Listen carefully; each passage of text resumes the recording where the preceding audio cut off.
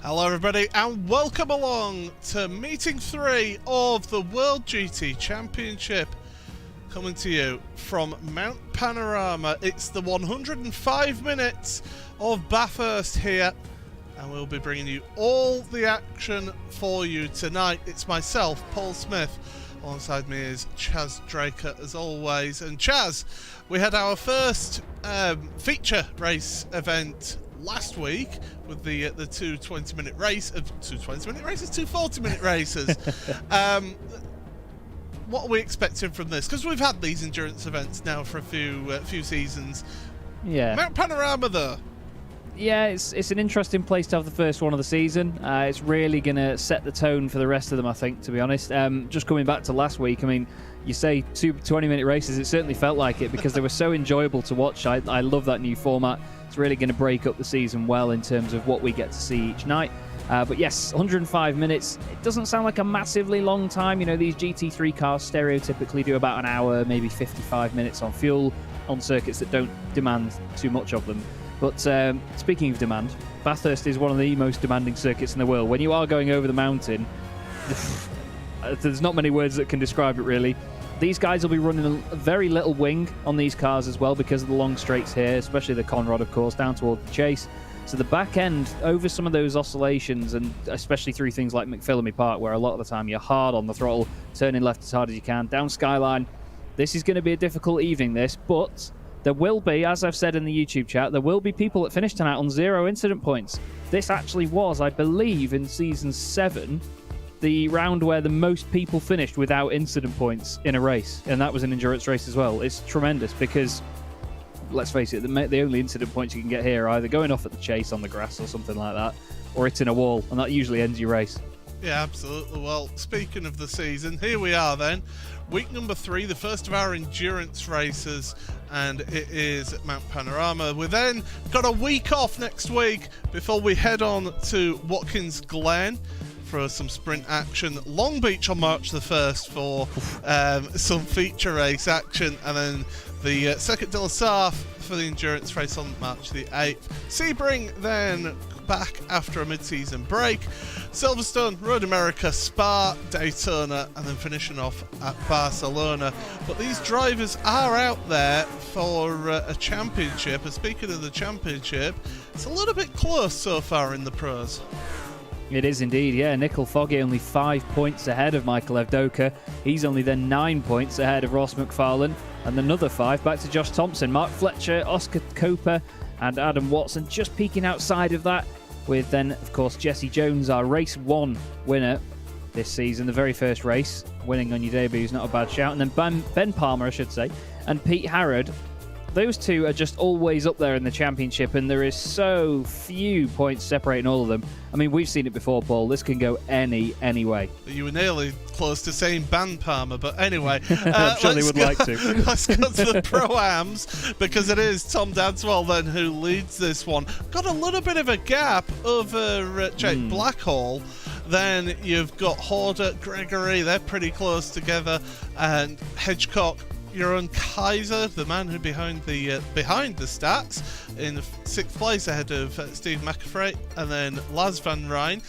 Thank you very much, Laz. I have corrected your details on the stream, so that's good. Chris van der Ness, and then Matt Bunn, who slept through qualifying last week, is down there in 10th place. The AMs. Now, this is a really competitive series.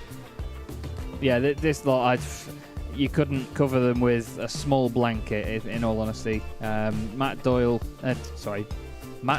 Where have I grabbed that out of? I'm sorry, Mr. Doyle. Of course, Doyle leading the way, 2-2-1, only 1 point back to Angus Archer. Brian Loynes in 3rd place, not too far back either. Michael Blake, he's always up there, but Michael, as we said last time, he just seems to have so much bad luck with incidents, but even still, to be 4th in the championship with all that bad luck, that's good going.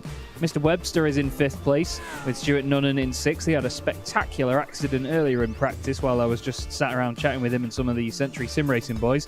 Jason Rowe is 7th, ahead of Mr. Stevens in 8th place. James Whitehouse, or Jim Whitehouse, is 9th. And then veteran John Roberts in 10th place. John's always been about in this championship, but even still, you could say 112 points, nearly half of the points of the current championship leader. But that just turns around so quickly in this championship. And don't forget, this is actually the first round of the mini sort of enduro series that we have going on amongst the rest of the championship points tonight. Yeah, thanks for ruining my talking point for after the championship points. But let's move on to the teams' championships then. Then let's start with the pros, and ever professionals always. Pure Sims Esports in 1st place, 37 points ahead of Pure Sims OBP, who had a tremendous 2nd race last week. They're only 4 points ahead of Williams Esports. Then you got the RSR Esports by G Performance team, only 3 points ahead of Altitude Esports themselves. Pure Sims Freem in 6th place ahead of the Paceworks Esports by Cracked Coffee. I'm glad I didn't have to change their position this week. Boosted Jericho in 8th ahead of Team Mad in 9th. And then Pure Sims by CSS, Craig Setup Shop that is, in 10th place. So again, it might seem a big spread, but there's only 10 teams in the pro standings, so it's that top 7 that's still relatively competitive there, so good to see that. And Pro-Ams, Chaz, I mean, this gave us headaches last season. It did, because, let's face it, again, it goes each and every single way, every round. Some people get some good luck with the reverse grids, some of them don't. Some of them end up missing out in points in the long run, but in all honesty, when you've got to consider that one driver could probably make up the deficits that you see on screen there, with the fact that most of these teams have 3 cars in them, 2 of them a lot of the time used to be the only ones scoring points, but now it can go anywhere. It's fantastic. So Boosted Motorsport are your current team's Pro-Am Championship leaders. They've got nearly 40 points over Century Sim Racing, who have had a good start to the championship, but as we said last season, if you've got Boosted on your car, you're going to do pretty well. Support Bubble in 3rd place, Immortal in 4th, Nomad Sim Racing on 303 points in 5th, ahead of Paceworks Esports by a Priory in 6th with 293. SimStickers Racing 2 points back, with TechSense Fitstyle Motorsport on 288, 70 points clear of Boosted SimSport, just disproving my point a moment ago. Performance Link Esports then in 10th as well on 191 points, but that gap is tiny in comparison to what you see later on in the season throughout this top 10. But even then, I mean, I think we went into the last maybe the last 2 race meetings, and 5 of the teams at the top could still win the championship in Pro-Am. Yeah, it certainly was really good. One team I want to point out of all of that, the team in 5th place, Nomad Sim Racing. What a turnaround they've had from Season 8. They had an awful time last season.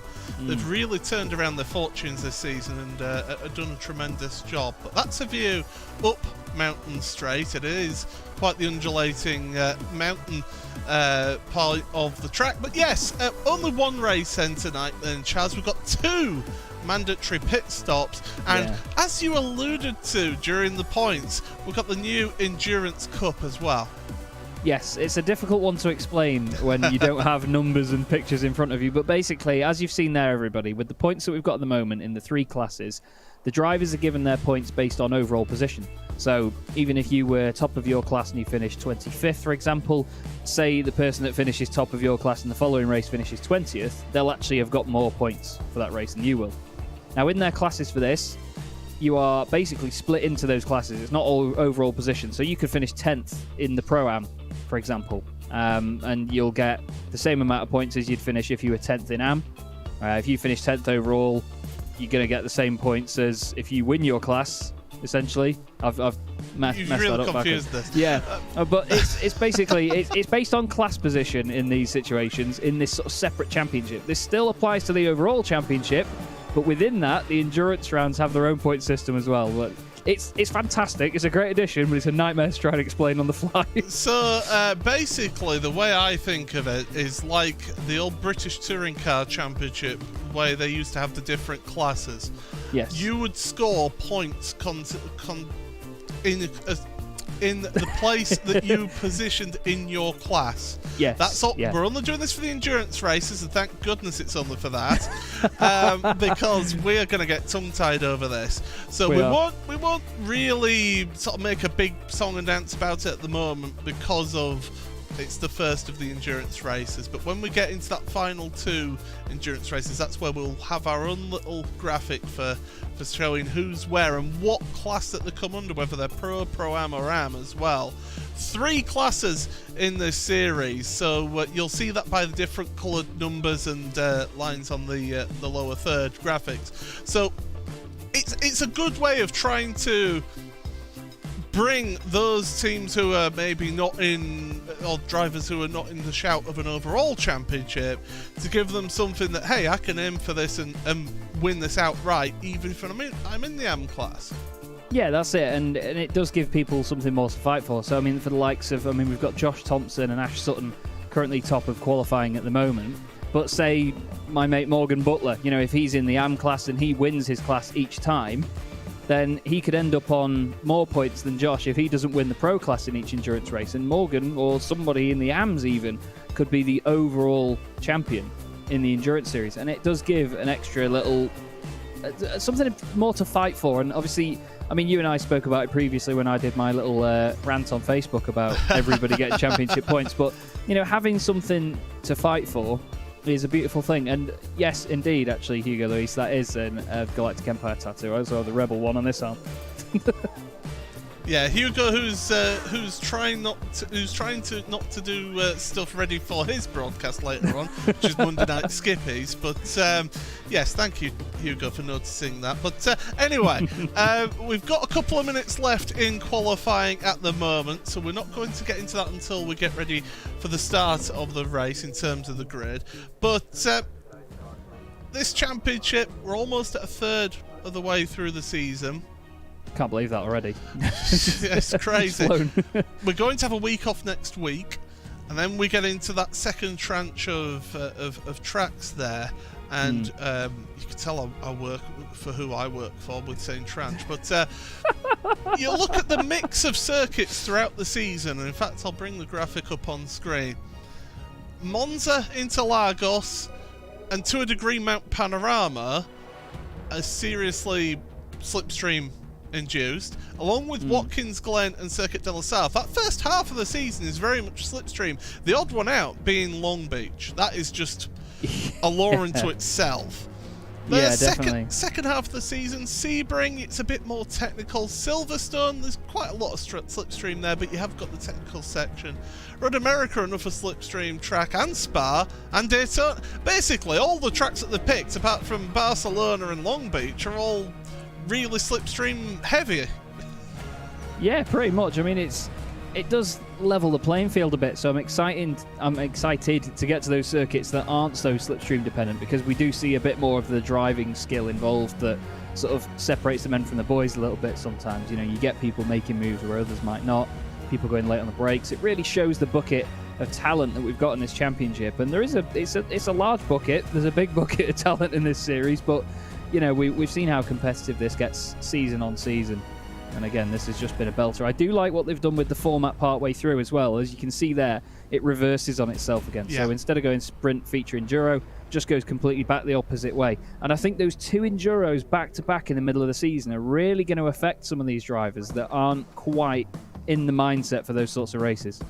Right, here we go then.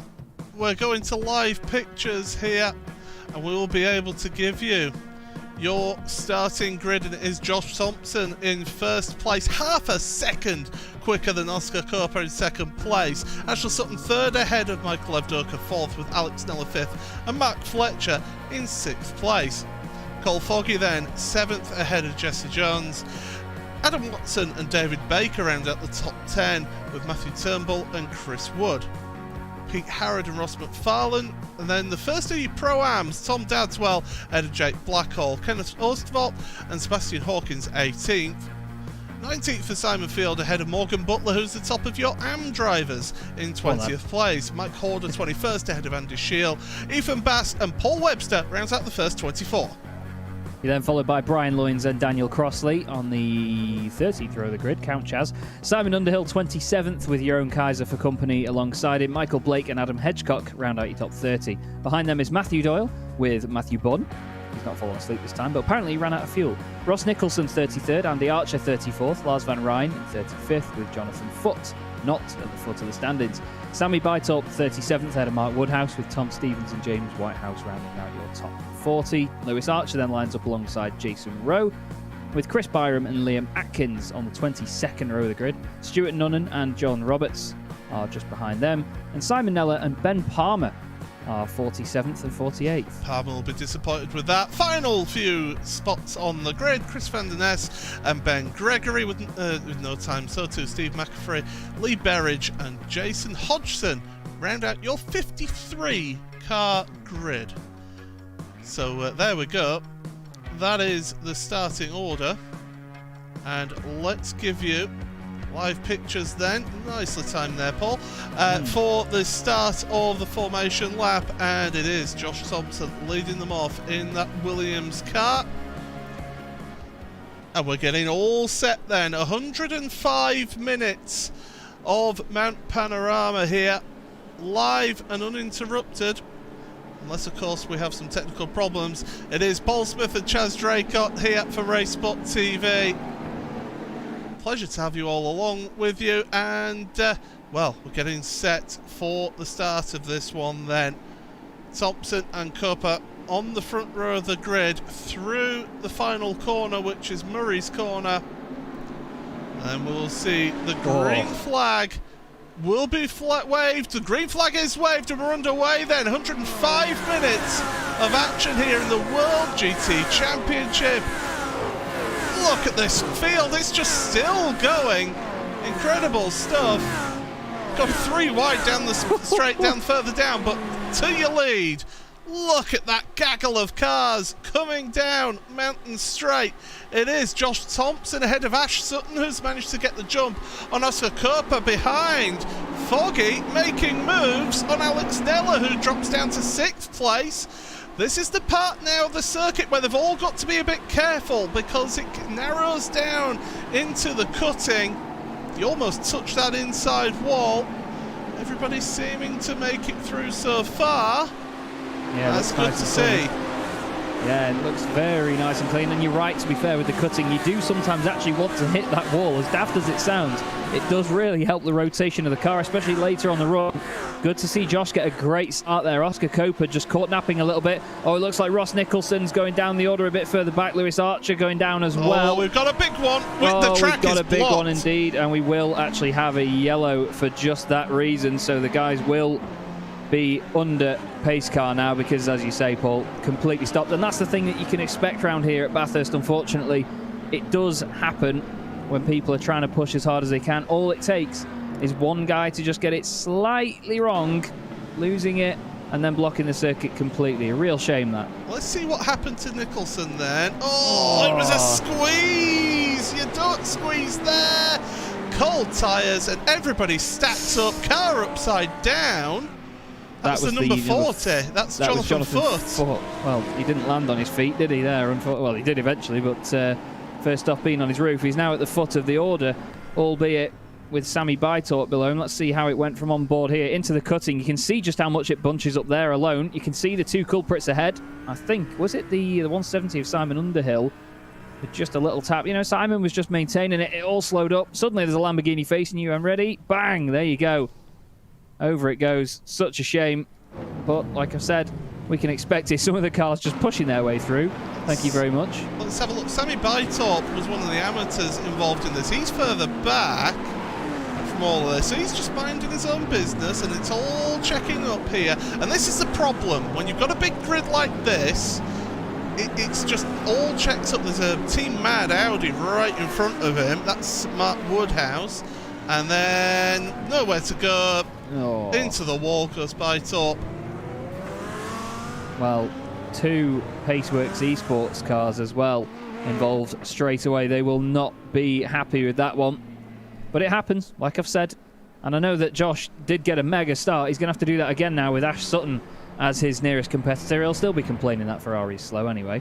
Ash now trying to get in his head. We saw him do this actually, didn't we? Yes. At Lagos, Ash. He did try and get into the driver ahead, if that makes sense. Last time round, it was... I'm just trying to figure out who it was that was in the Ford. It was Daniel Crossley, wasn't it, that he was trying to play the mind games with when he was behind the pace car, because Daniel was, of course, ready to lead them away, and Ash was getting right up behind him, flashing his lights, doing all of the race driver tings, as people call them. But yes, shame to see that. But yeah, I think with how long the race is, and I mean it's going to be a long pace like round here. There's going to be one more after this. But at the same time, it's worth doing because it does really upset the race, and obviously a lot of people put a lot of effort into this. And it's not all about making it fair on everyone. You know, there are people that get caught up in it and get blocked completely. They can't move anywhere. And you'd get the same in real life. Our aim here is to obviously simulate racing, and that's what we're going to do. Well, here's the sort of argument that you would say against a safety car then, which is, yeah, there's those cars that got caught up in it, but what about all those drivers who managed to get an advantage out of it? You know, who managed to jump quite a few positions. So you can look at it from both ways, but when the track is blocked like that, it's really narrow. The best thing you could do is just let's neutralise the race, let the drivers sort themselves out, and then we'll get restarted. It's a single file restart as well, don't forget, as now Copa is trying to show his nose to Sutton. So yeah, there's a few drivers just playing a few little games here, but yeah, so you know, you've got that counter argument that you can have there against calling a safety car in a sim race, because you don't have the marshals out in the track, so it's not for the safety of that. But you can turn around and say, if you put the safety car out, it stops people panicking, trying to turn around as quickly as possible and crashing into others. Yeah, definitely. You're always going to get the people that try and push through, and when you are in the sim, a lot of the guys, you know, they don't all race on triples, they don't all race in VR. It's hard to know if you're just trying to get round a stationary car, whether said car has started moving or not and is going to reverse into you. I've seen it so many times where a track has been blocked and people are coming through, and just one car reversing, as you just get past them, they clip you right rear. You then spin around and become part of the accident as well, and another obstacle for people to get around. So it's just worth neutralising the situation, you know, and it gives the guys at the back a bit more of a chance to get back in the race, like Paul said, just sort themselves out. And hopefully, it's basically like a clean slate almost. Some of them, of course, will have damage further back, which is obviously a shame. That's not what you want. But this is racing at the end of the day. It's not always... you take the rough with the smooth, as we often say. Yeah, absolutely. So they're going to have another pace lap. And a question that has been asked is, has there ever been a red flag in this series? Yes, is the answer. Last season at Daytona, which we broadcasted, there was a red flag called because there were server problems that day, so that race became null and void, which annoyed Adam Watson, who was having a really good race that race. He was absolutely annoyed about that one, but I think the admins, they took into consideration everything that was happened in that race, and just thought, no, let's just call it, and let's say it's done. By the way, the two that towed back to the pit, Sammy Bytorp and Jonathan Foote, have just left the pit lane. They've got one lap of the pace laps. That'll bring them to the back of the field here. That's always good, then they can get straight back in the fight. They may be at the back of the field, but I'm sure they'd rather be there than stuck in the pit lane for the whole thing and on the sidelines after not even a minute of racing. But yes, that race went down in history, essentially, in the World GT Championship last season. There were server issues, so it was just the safest thing to just say null and void, because there's too many what ifs in motorsport. You know, what if so-and-so pitted after that, or this guy was going to pit, you know, I was on a different strategy, I was going to beat him.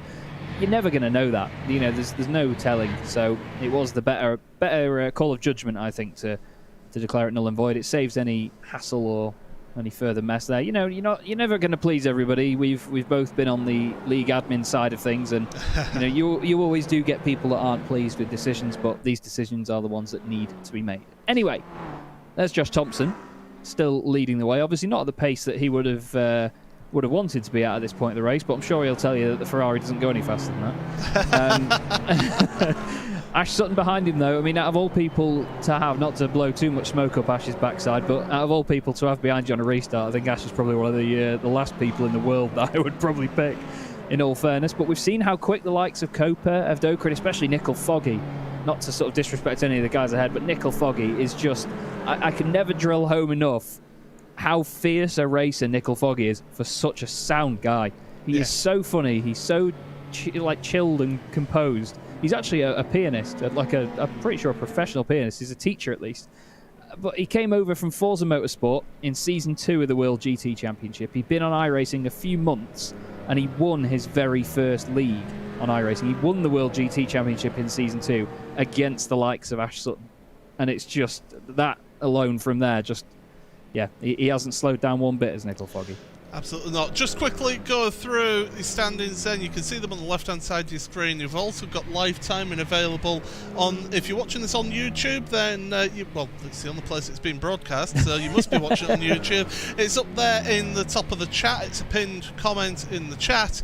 You can click on the link and keep up to date with everything that's going on in this race. It is Josh Thompson leading then, a world champion driver in the Porsche Tag Heuer Esports Super Cup. Scored his first points at the weekend in the championship, so congratulations to Josh with an audacious move around the outside of Copse Corner, if I must say so myself. A dashing Yorkshireman was commentating on that. But second place is Ash Sutton, of course, two-time British Touring Car champion. You got Oscar Copa in third place, ahead of Michael Avdoka in fourth, Nicole Foggy fifth. Alex Nella then, he's a bit of a firecracker, he can defend for his life, in sixth place ahead of Matt Fletcher, Adam Watson, Jesse Jones and David Baker in 10th place. The top of your Pro-Ams is in 15th is Tom Dadswell, with Jake Blackall right behind him in 16th place. Simon Field, good showing from Simon so far, in 19th place in the Pro-Ams. In your AMs, you've got Morgan Butler leading that in 21st, ahead of Paul Webster in 23rd, and Brian Lyons in 25th.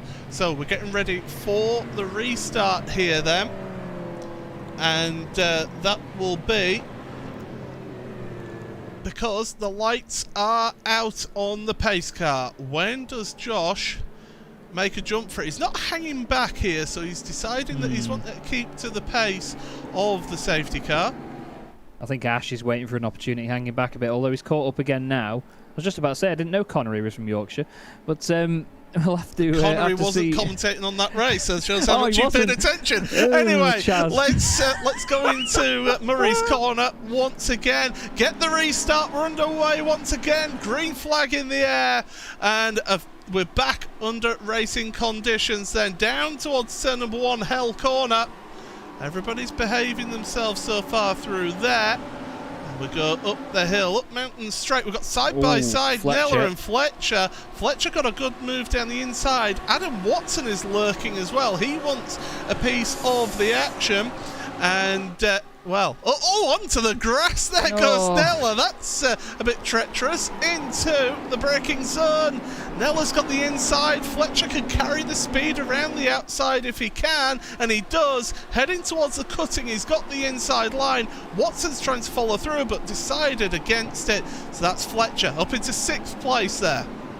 Yeah, smart stuff there, to be honest, from Adam Watson. Just saw the move happen, and he thought, there's no point me sticking the nose down the inside. Nella's just made a mistake as well as they go further up the hill, so now he's fallen away from Fletcher. But yeah, I could see Nella going over really close to the white line. It did look like Fletcher was squeezing him the tiniest bit. I've seen people move around a lot on that straight in my time commentating, and it's very frustrating to see sometimes, because you do think, well, you don't need to move over but it's all about the mind games. Wonderful shot back here from Alex Neller's Lamborghini, the highest placed Lamborghini in the field at the moment, and only one of 2 cars in the top 7 that isn't an Audi. But we look back at another one of them, Adam Watson. Jesse Jones is right behind, then David Baker going well in 10th place. Good to see Dave back again. We all love Dave. But this is a very interesting train now down the Conrod again. Doesn't look like we've lost anybody this time around, Paul. Nice clean restart there. Yeah, that is a good thing to see there. Ross Nicholson, by the way, further down, did make a pit stop under that safety car as they come down the Conrod straight. Tremendous to see the speed that they carry through there into the chase here. And side by side further back, that was one of your Craig setup shops cars. So they're getting stuck in there further back.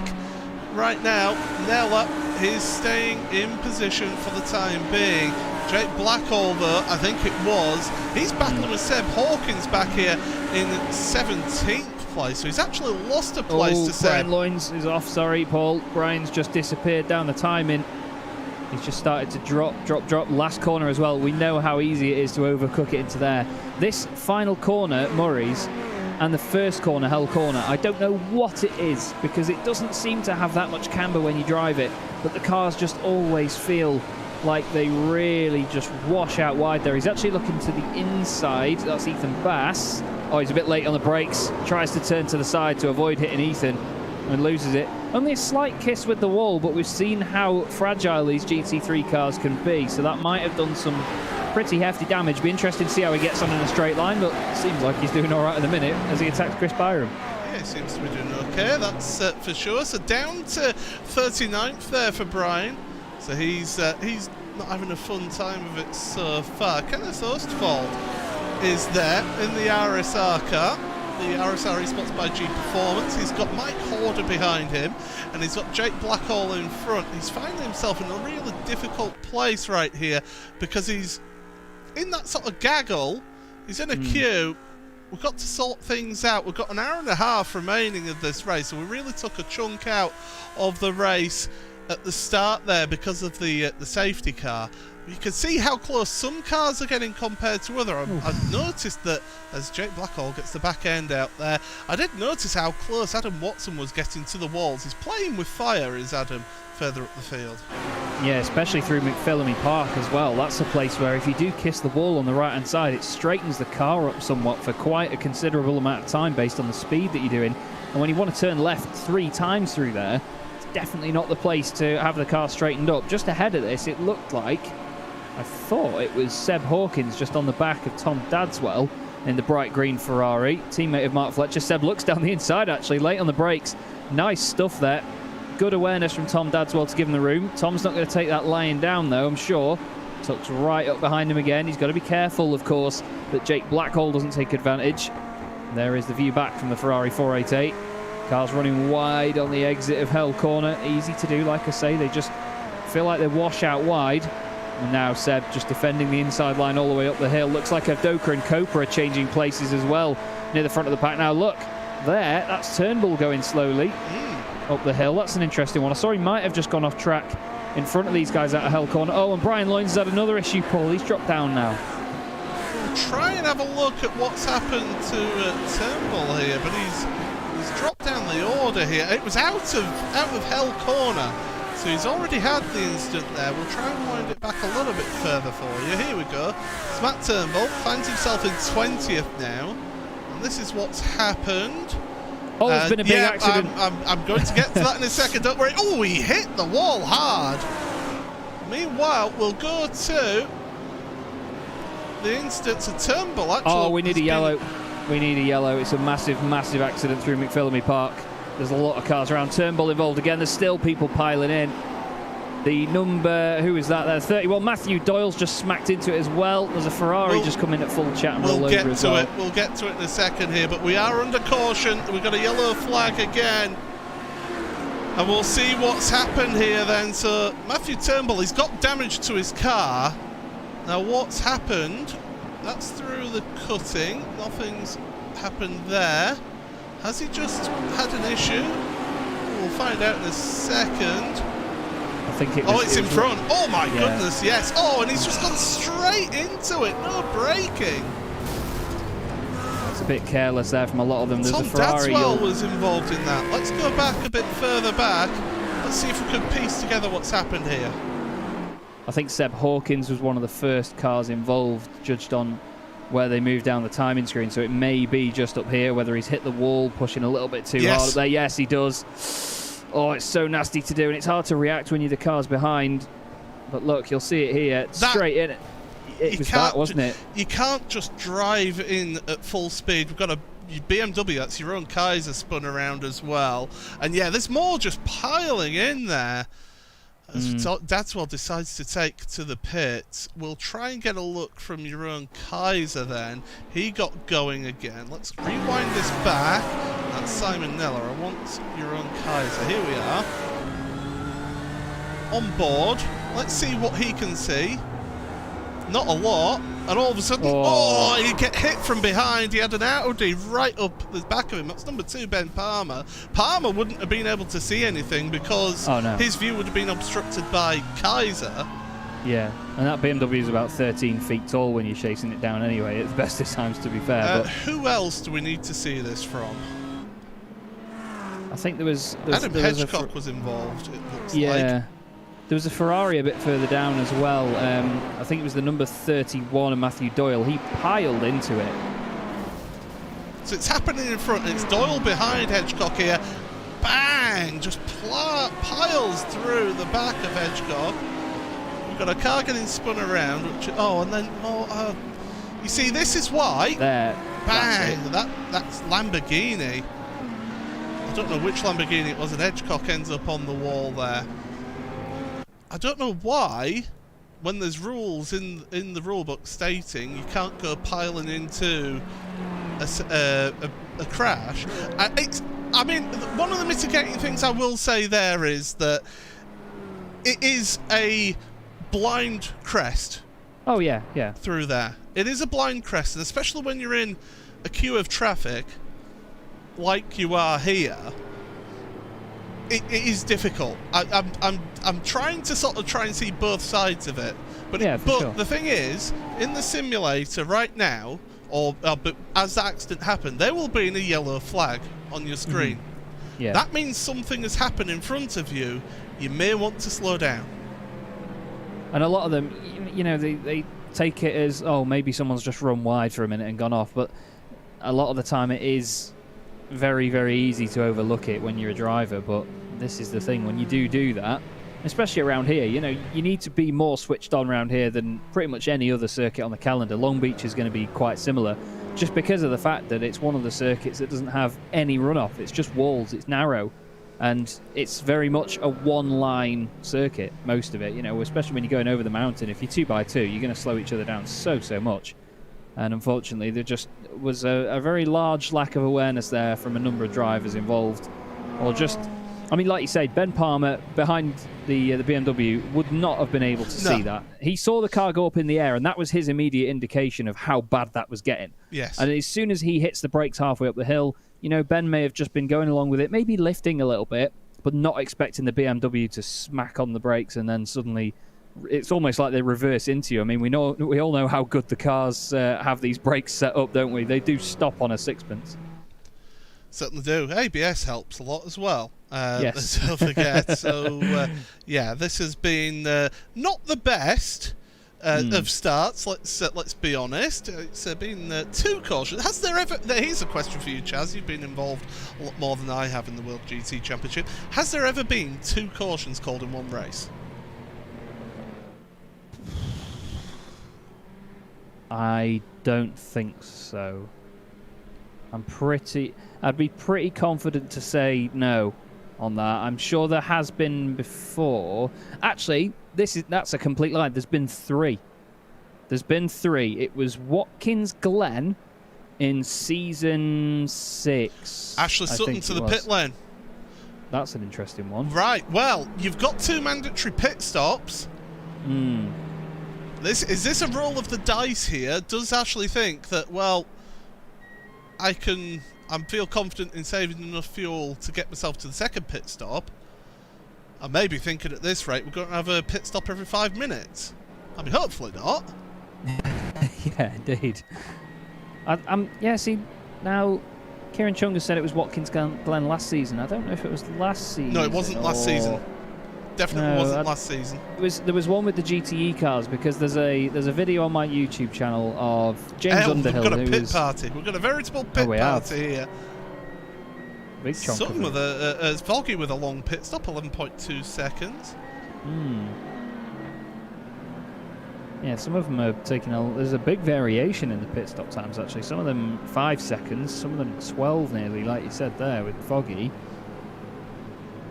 Interesting how this is going to line them all up as well, because obviously with the pace car, it's not going to put them back in a sort of usual position in terms of track position. They're not all going to be spread out. They're all going to be bunched up together. It's going to be a very, very interesting one. I was just going to say there, though, there was a hilarious incident came out of the 3 pace cars at Watkins Glen. With James Underhill, bless him, he'd been in the pits for damage.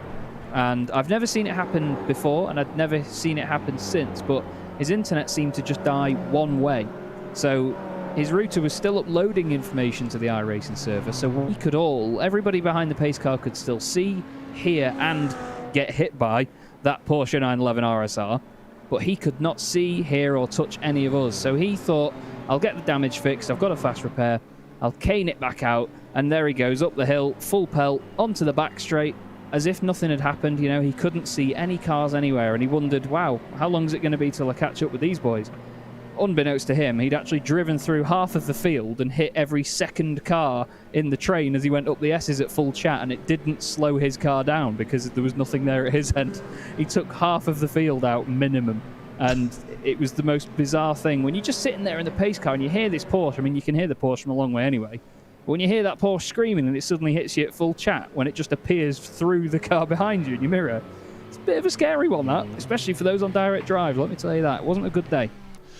Well, let's see what happens then on the restart. So again, Josh Thompson now finds Oscar Koper behind him in second place. We know how quick Koper can be.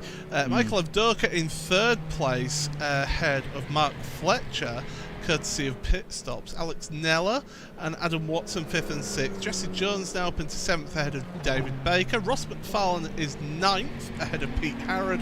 Jake Blackhall and Kenneth Ostwald in 10th, 11th and 12th. So Jake now to the head of the Pro-Am standings. Morgan Butler 13th for the Am driver. Great stuff for him.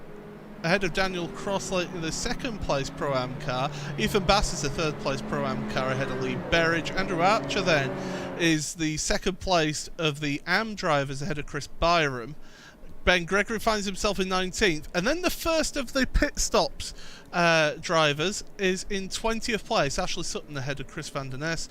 And then Nicole Foggy 22nd. So we've got a real mix here of drivers who have pitted, which is more than half the field, and those that haven't, who are at the front. They're hoping now that this is going to be the last pace car of the race, and that they can get on with it, try and pull out a gap on those that have pitted, whilst they're trying to work their way through the field. Yeah, it's going to be an interesting one to see who can pick them off and who has to rely on strategy now to come back in this race. But this is why we love these endurance races, isn't it? Absolutely. So, restart once again. Oof. Josh Thompson is on it out of Murray's, and away we go for the restart. Matt Fletcher's not wasting any time looking at Michael Avdoka. He's getting some moves in here. We've got a move behind. Adam Watson makes the move on Alex Neller into Hell Corner and out of there. Up Mountain Straight now. Please, guys, can we at least have 2 racing laps here as we're going along? There's now Jones getting past Neller. So Neller, and Watson is really coming under pressure there from Jones. Fantastic stuff. And Jesse doing a fantastic job. Of course, race winner in the opening race of this championship this season, as well as Jesse. So the RSR Esports by G Performance car doing well with Jesse and also Oscar up in second place. Yeah, indeed. Jesse was fantastic in the very first race. Unfortunate little incident with Josh Thompson, but either way, it was a fantastic drive to take that first win of the season. Currently 6th place then. Neller not too far behind. all throughout the order, just looking at the timing screen, it's so close with everybody, but that's the thing that you love to see here at Bathurst. A big train of cars, everybody working together to just get round this mountain as quickly as possible. Great shot there as they jump down the dipper. Fantastic stuff. They do leave the ground, but Josh has opened up a little bit of a gap here to Oscar Copa. 1.6 seconds last time they went through the sector into Forest Elbow, and he's starting to run away now. You've got to think that while the slipstream is usually anything up to 2 seconds, that's for minimal amounts of slipstream at least. Josh has done a great job here in this opening lap to really sort of get rid of that potential tiny advantage Oscar Copa gets. Yeah, absolutely. Adam Watson put under pressure from Jones through into the chase. On the brakes, no move being made. Ethan Bass losing the position to Ashley Sutton. So Sutton already up to 16th now.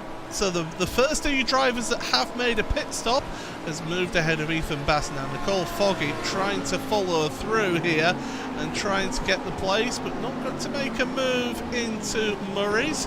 And now through the left-hander. Now, did I see Andy Archer heading to pit road? He has. He did, yeah. He's gone onto pit road. Yeah, interesting to have done that after the pace car. Maybe he's just conceded that that was a good time to do it. And in all honesty, it might still be a good time to do it now. If you're in a lot of traffic, you know, don't get held up. If you feel that you can be quicker than some of the cars ahead of you, by all means, dive in the pits, get yourself some clean air, and then you can just churn laps out bit by bit. And you know that if any of your rivals or people that were in a similar position to you in the race are out there battling lap after lap or getting held up by the car in front, then you're going to be gaining an advantage on them every corner that you go around. We've got these 3 Audis together here. Oscar Copa, Michael Evdoka and Mark Fletcher. 3 very quick drivers indeed. I think Copa might have just scraped the wall a tiny bit there. I think there was a spark or two. But this is the thing. These guys are dealing with such tiny margins. Look at that. It's like watching Scale Extric glide along that wall there. It's almost like something out of Tony Hawk's Pro Skater.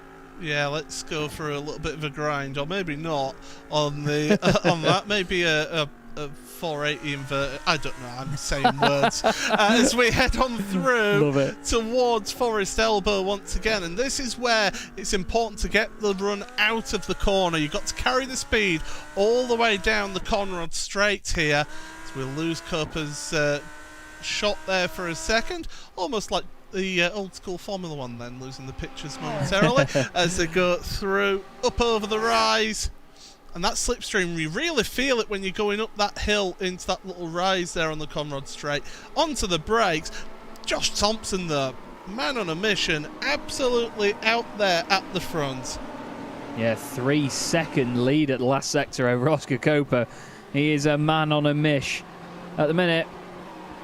And Oscar, to be fair, though, still putting in some mega pace as well, though. Josh does a 2:02.9, fastest lap of the race. Nobody else, I'm scanning down just to look at what Ash Sutton's done, nobody else has gone below a 2:04, and Josh has done a 2:02.9. That is absolutely, I hate to use the word disgusting on a broadcast, but it is disgusting pace from Josh.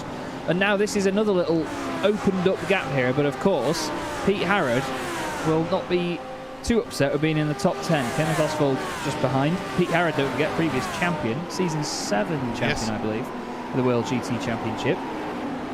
Very, very quick indeed. Very talented drifter in real life as well. An all-round good guy.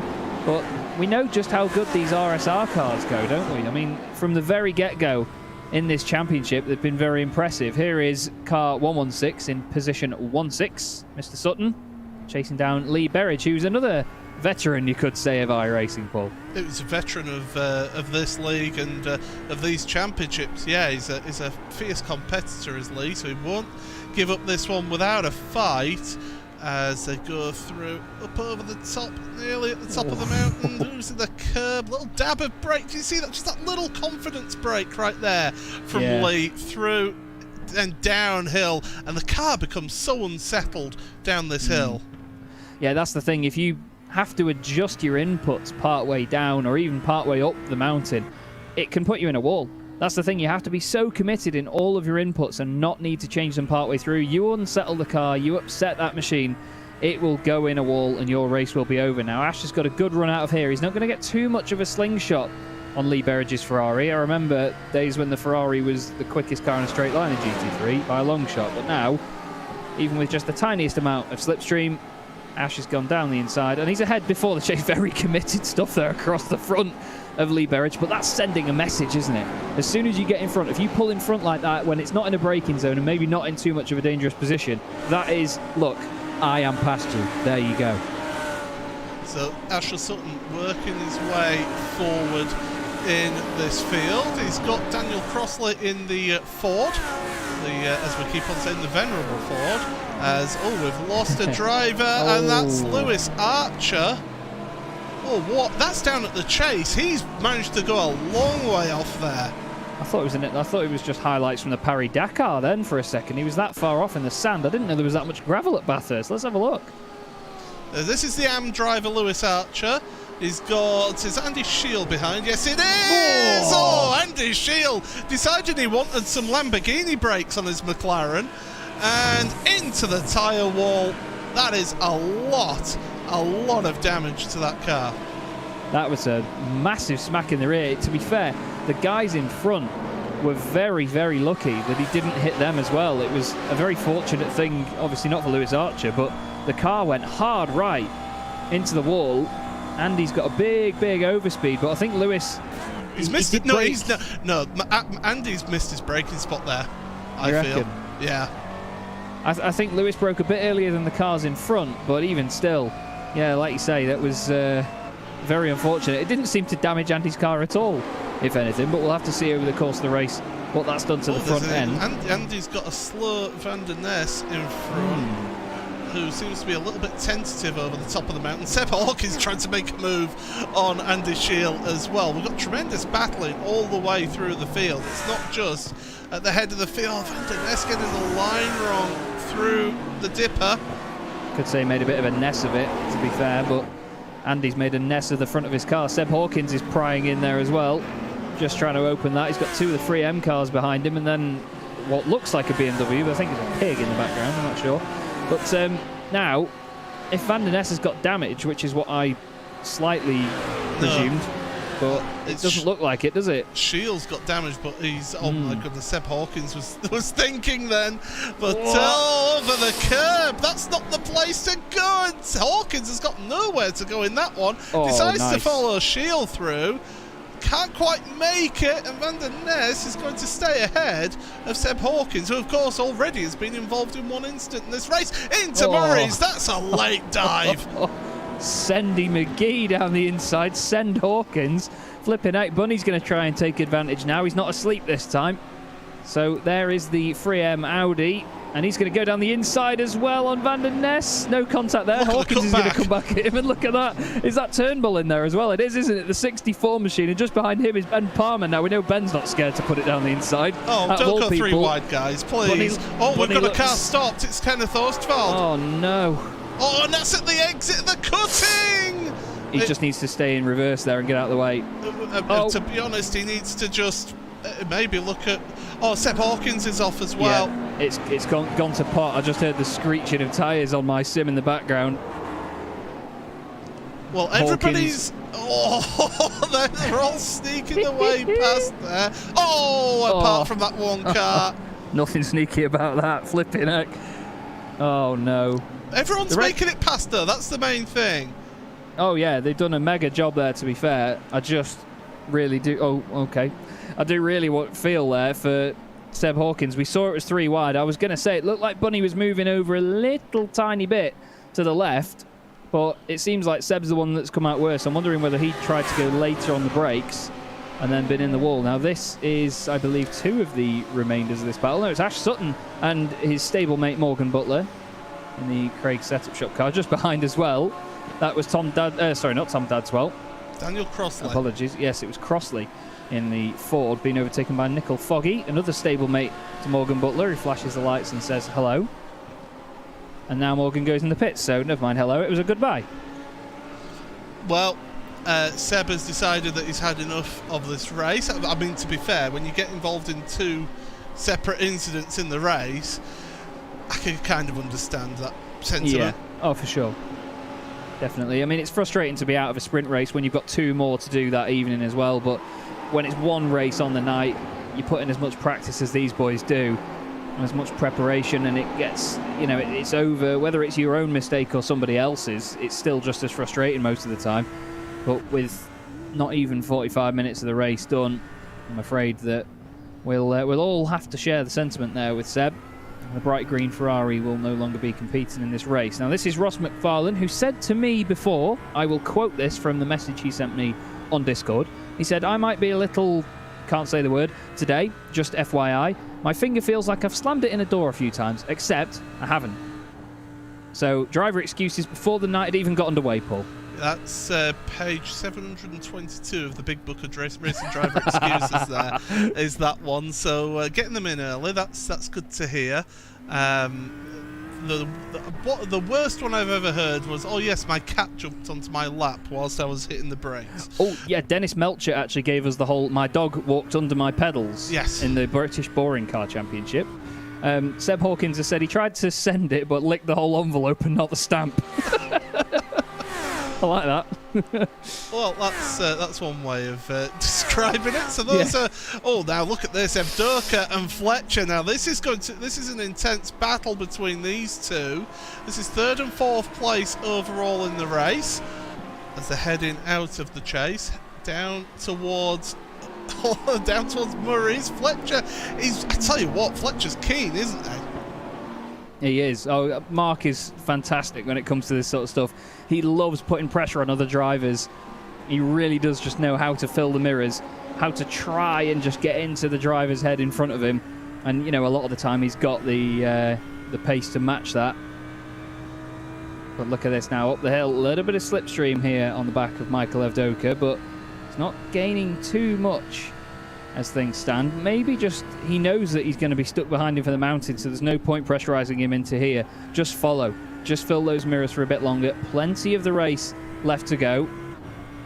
And that's what you need to remind yourself of lap after lap, especially around here, because we do know that a couple of the drivers do think that these are still 20-minute sprint races, don't we, Paul? Yeah, some drivers get themselves in that mentality and sort of stay there, unfortunately. This is an endurance race. It's 105 minutes. Just McFarlane in the back of that shot, getting really close to the wall. He's giving it everything. Looking at Alex Nella, who's actually caught up to Adam Watson a little bit here. So it's Watson, Nella, Baker and McFarlane all battling it out over 6th place here in this little battle pack here. As you can see on the graphics on the right-hand side there. And these 4 drivers. Now you see Watson seems to get a really good run over the top of the mountain, and that just drops Nella back there, and that's leaving him open to attack from Baker and McFarlane behind. Yeah, it can very easily sort of close up over the top of the mountain if you're behind a driver that's not quite as confident as you over there. Some of them really do just have it hooked up. Others, they have the car set up for just the conrod, going in a straight line and getting so much speed out of it that they can be ahead of people by the chase. And it's surprising to me how many people focus on that sort of thing. I'd want a car that was really stable and safe so you can push it over the mountain and not have to worry, because either way you're still going to get a bit of slipstream here and there, of course, on this circuit. But again, you can see now that's just leveled the playing field a bit more. So sometimes it doesn't really matter how quick you are over the mountain, because the slipstream will bring people right back up in your mirrors. But a nice little duel going on here. I say duel, it's obviously a quartet. But we have 4 V10s in a row. I would counter that with the whole sort of getting it stable over the top of the mountain. If you have a skinny rear wing and you're in front of a queue of cars over the top of the mountain, no matter how quick they are over the top of the mountain, they can't get past you. If you place your car in the right place, they can't get past you. As soon as you get to the straight, it doesn't matter how much of a slipstream that they have.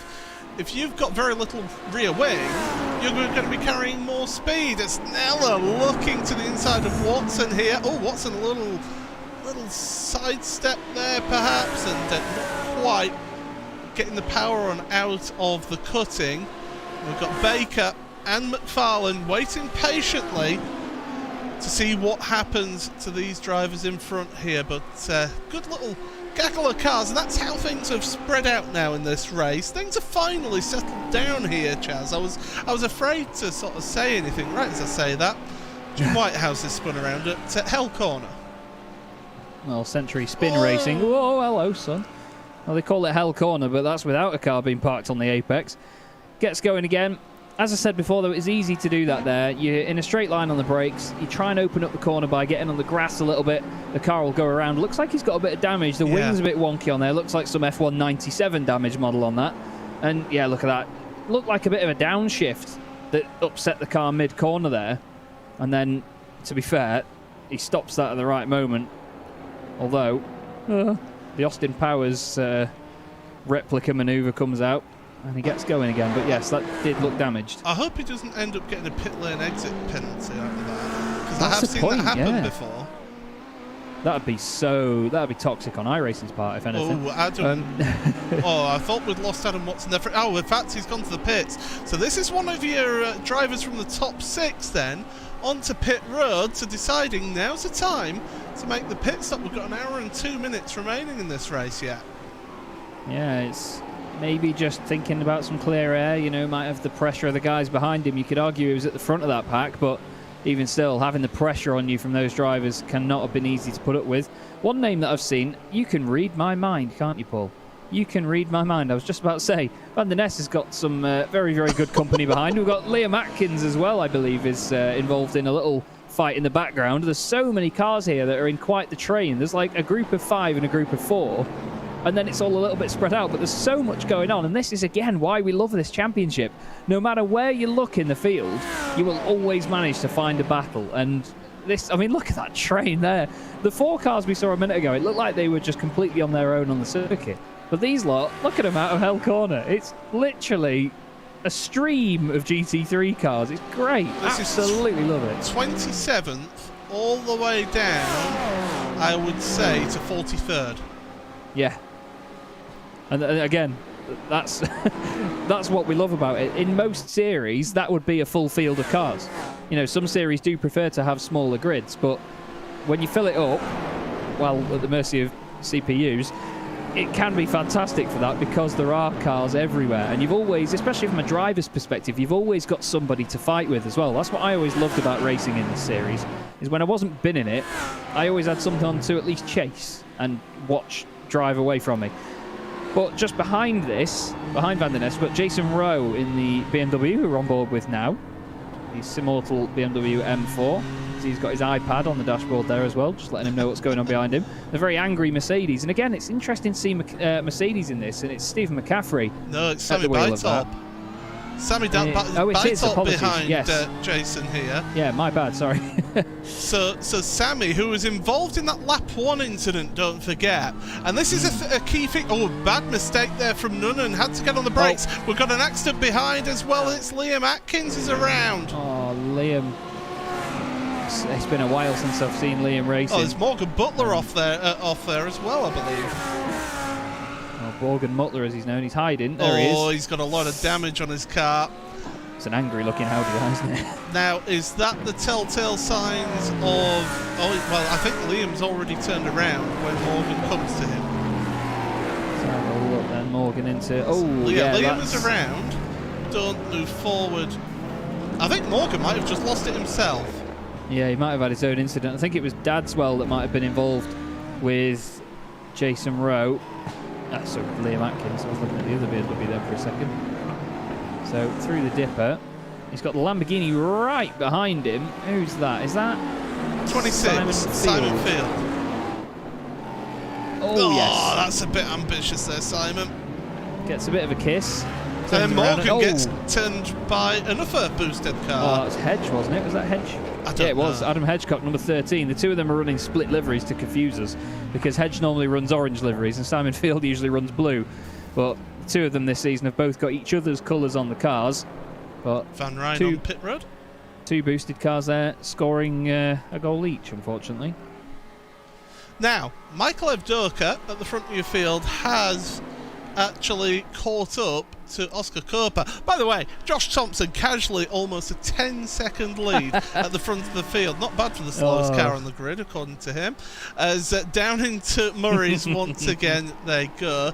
This is the battle then, 3-car battle now. Oh, there's Evdoka, bit of a slide through Murray's. That's going to allow Fletcher to have a look here. And look who's not that far behind, Jesse Jones as well. Yeah. So we've got 2 RSR esports cars. You've got a Pure Sims car and you've got an Altitude car as well involved in this little battle, this little gaggle of cars. You would have thought that the Altitude car would be right at home at somewhere like Bathurst, and it seems like Mark Fletcher is making the most of that somewhat small affiliation at the minute, putting good pressure on Evdoka. Michael was one of those drivers last season that could really take on the Williams esports guys at the front of the pack. These RSR guys are also doing such a good job of that this season. We're under an hour left to go now, but still we know how slowly that can tick by from a driver's perspective sometimes, and how quickly it can tick by from a commentary and broadcast perspective. This is just a bit further back from that. Ash Sutton still making his way up the order. He's got his stablemate just in front of him there, and then behind another one of the Pure Sims OBP cars. Just seen Chris Byram and Adam Watson have an issue on my timing screen, and they've both lit up red, so I'm not sure what they've had happen. Oh, that's out of Hell Corner. That seems quite far out of Hell Corner as well. Adam only on his 2nd lap out of his... So remember, Adam made a pit stop. What's Looks happened like here?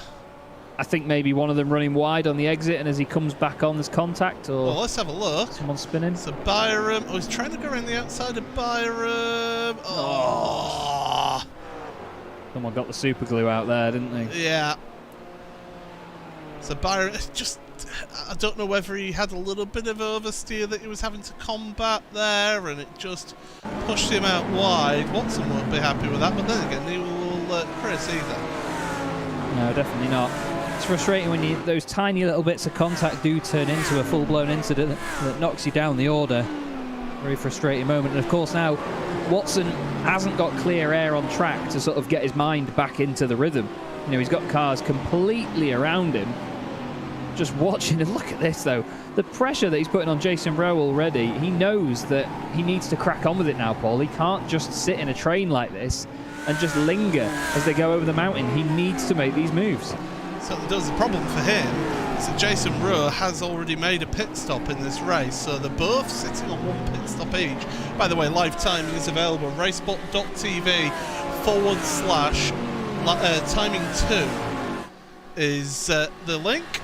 So the link is up in the pinned comment in the chat as well.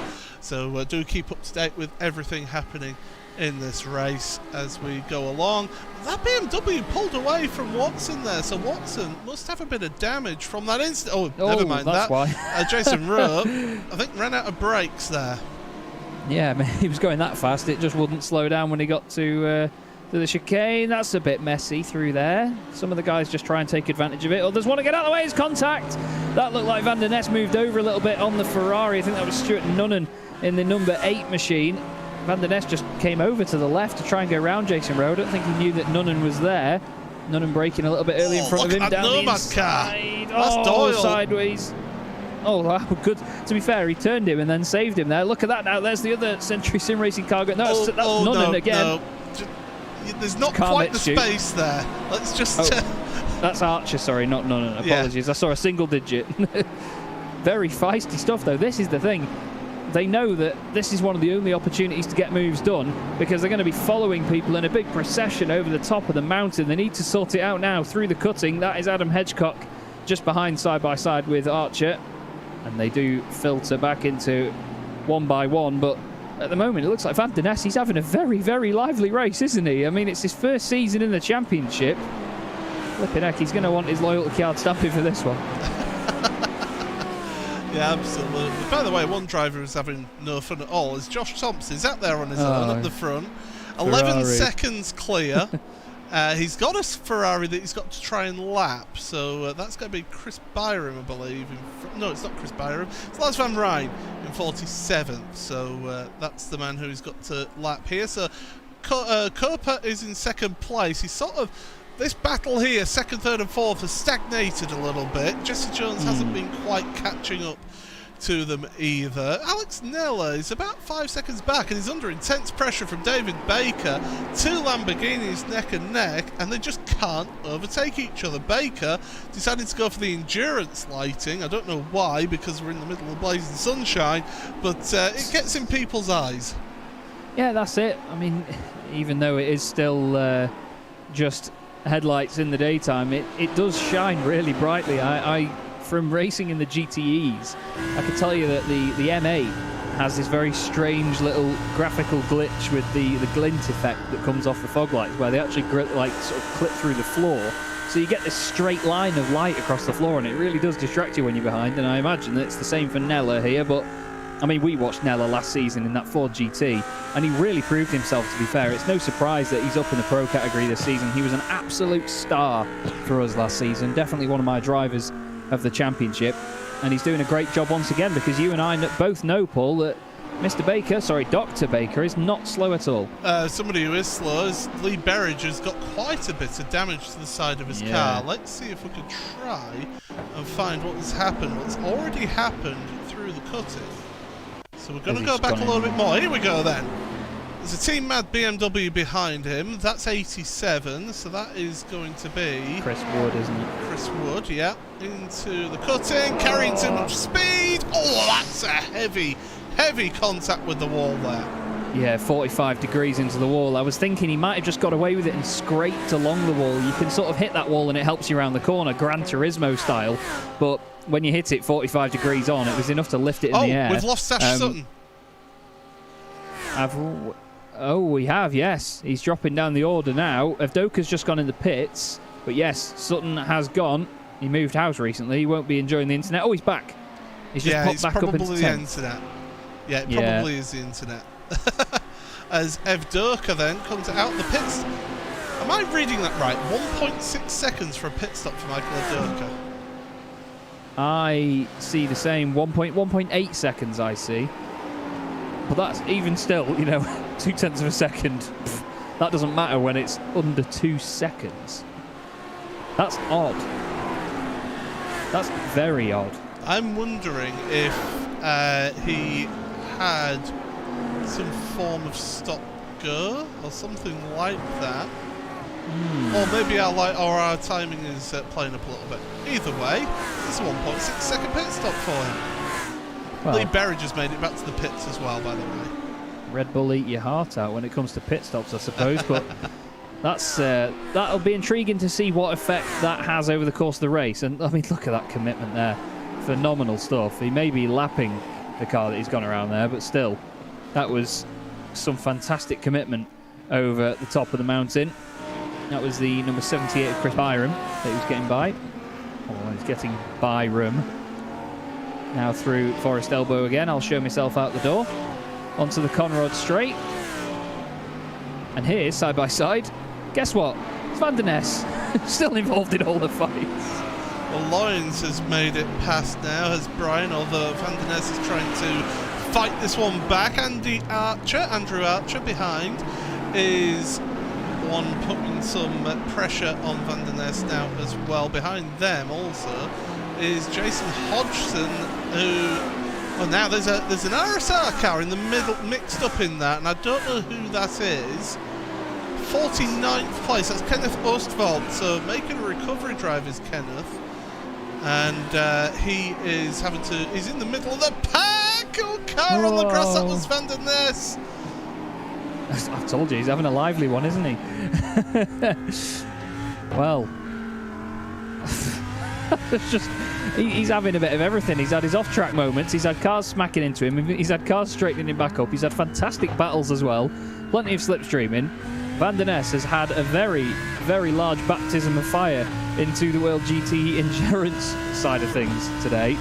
And it's going to continue, let me tell you that. He's got 49 more minutes of this to endure. At the moment, he does have Ostwald tucked up right behind him now in the Audi.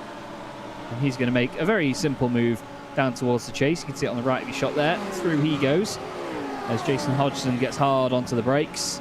Ostwald now ahead of Van der Ness, and his next target is not the car in front because he's actually unlapping them, isn't he, at this point? Although, yes, I was going to say his next target is actually going to be Chris Byram and then James Whitehouse, but the car in front of him at the moment is another Century Sim Racing car, which is the number 5 of Andrew Archer. Hedgecock and Bytorp in the pits. Yeah, I was about to say Bytorp is in, so too Hedgecock, so that's those cars in the pits, and out they will go once again. So we've got those battles mid-pack.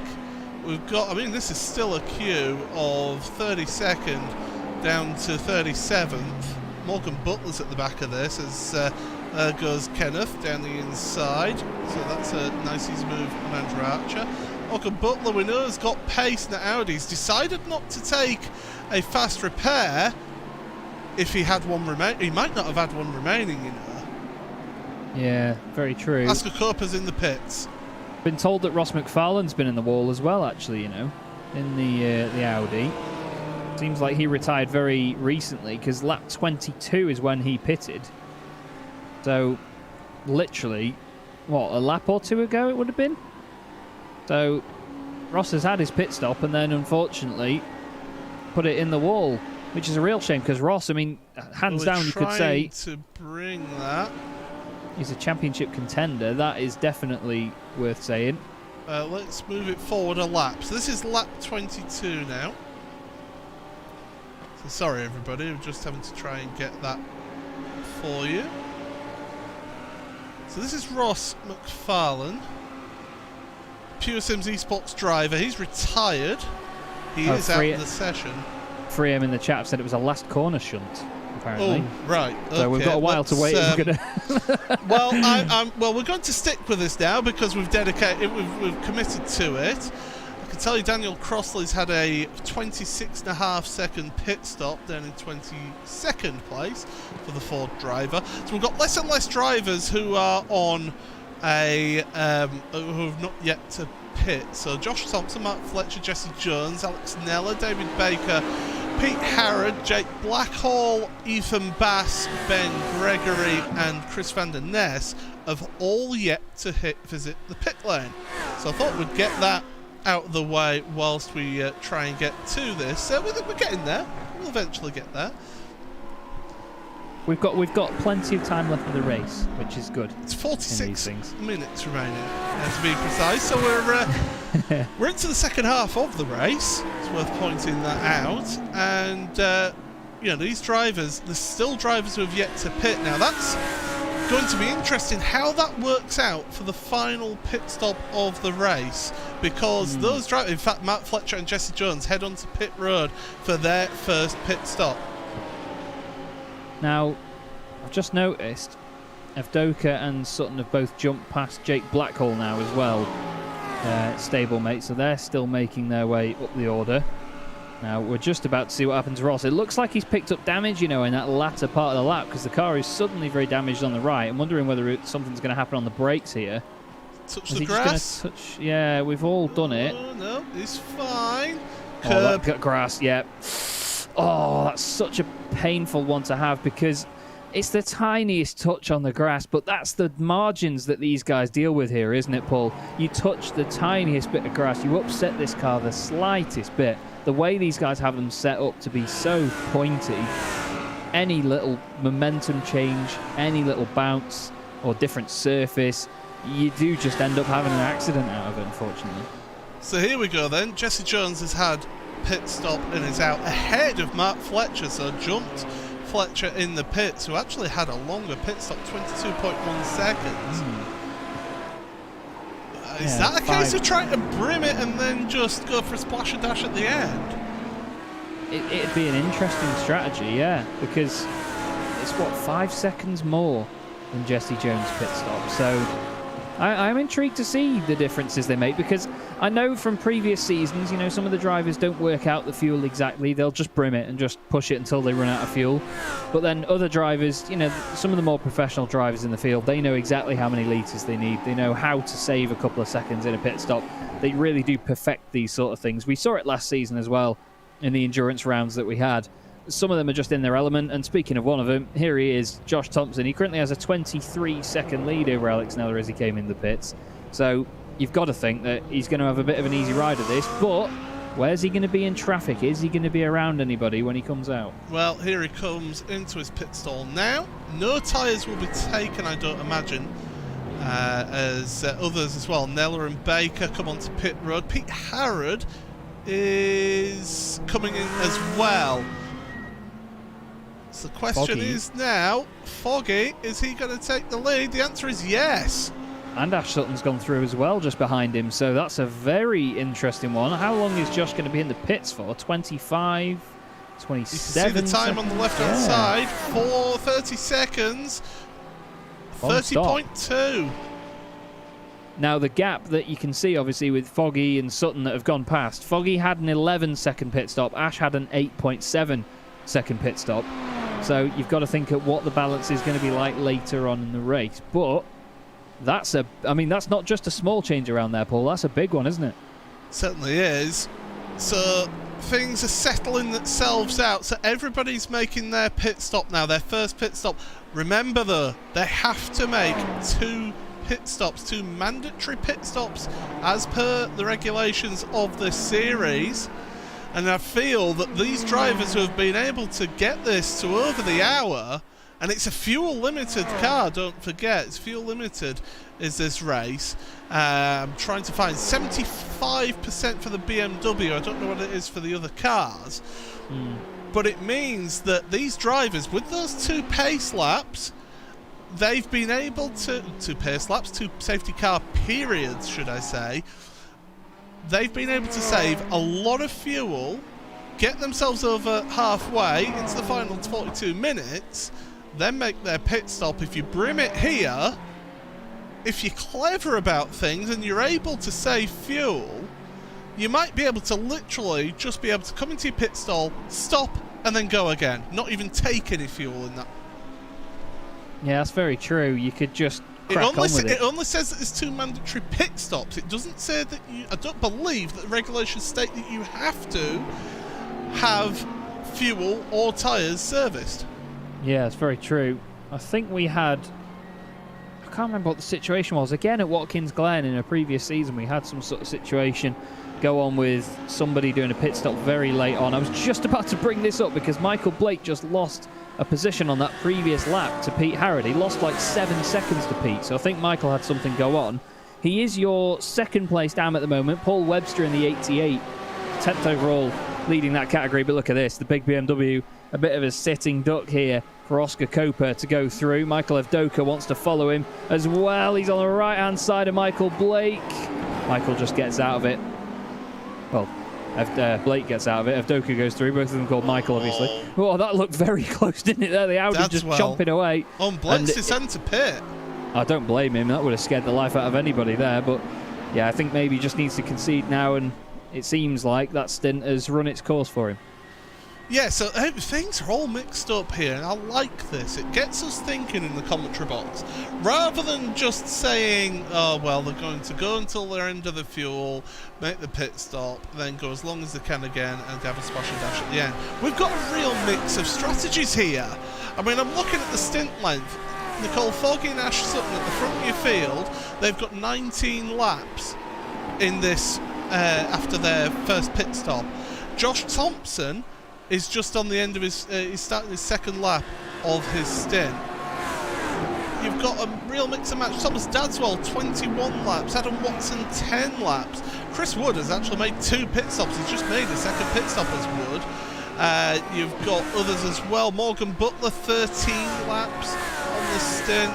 So there's a real mix and match approach to this. I do think that at this point in the race, you can make it to the end on fuel, on a full tank. Yeah, I'd say so. I think brimming it is probably the good idea. Like you said, with how much they saved before, they can just nip into the pits. And it's like doing a stop-go, isn't it? But you don't even have to wait for that long. As long as the car stops and gets going again, iRacing will count it as a pit stop. And I think that is why we saw that 1.8 second pit stop earlier. But again, a lot of the time, the not knowing is probably the fun part of it for us up here, because we get to see how it balances out at the end. I will say that Ben Palmer's pit stop of 0.4 seconds is a timing error, because he was on the pit road for 57.8 seconds, so I don't think that that's accurate. No, maybe he's just stopped to do some donuts or something for a laugh. Although, or eat to be some fair, donuts. I was going to say, if you say donuts around Ben, it doesn't mean spinning up some tyres, to be fair, bless him. But the Audi Cup at the moment going well. Now look, there goes Harrod. No, he was only in a few laps ago, wasn't he? Yes. I wonder has he got a speeding in the pit lane penalty? Could very much be so. What's that coming over the hill? He is creeping over towards his box, though. Yeah. There's also Adam Watson coming onto pit road again as well. I think they're just getting their pair of pit stops out of the way quickly, you know. Let's see how long Pete's stationary for. He's 4 going seconds. Again. Yeah. It's just a splash and dash. There you go. Well, I think Watson's got a bit of damage there. There you go. There's the fast repair. Now, Woodhouse. What's happened to Woodhouse? Oh, that's on the exit of hell. Corner. Oh, careful. I didn't get Mark. Get it into gear. As they come out of... Nobody's coming out the pits, thankfully, for Mark. So he's able to get it back up and running. Oh, we'll just caught the end of it there. Let's just see if we can rewind the tape just a little bit more. The fact he reversed across the pit lane there was a car coming out as well. Obviously, we just watched Pete Harrod come out of the pit lane. Seemed like Pete missed the accident by seconds. Here we go. Is this the same as we've seen previously? Carrying too much speed? Yes. I know the pain of that. That Audi is a pig for that. Over rotation mid-corner. Yes. There goes the car, and then no, it's not quite out of reverse. There we go. It's like doing your driving test all over again. But honestly, Woodhouse has raced in a TCR series that I commentate on, and I've not seen many sim racing drivers with as much bad luck as Mark Woodhouse, but he's turned it around this season. His previous Pro-Am champion, Mike Horder, coming into the pits in his Lamborghini. Lovely looking car, especially in that sort of satin black that the boosted guys have it in. Not as, obviously it's prettier than Simon Field's car just in front, with half of the front end missing. But these dotted out pit stops now, this is all definitely, you can account the safety car periods for this, can't you? Yes, absolutely. That's those two safety. I mean, one safety car period would throw things into the mix a little bit anyway. But for two now, as Tom Dadswell comes onto pit road as well for a pit stop. So this is a long pit stop for Horder. As he goes now, 27.2 seconds. I was going to say that he'd climbed the order a lot, but he's only 6 places up from where he started the race. So I was wondering whether he'd taken a little amount of fuel early on.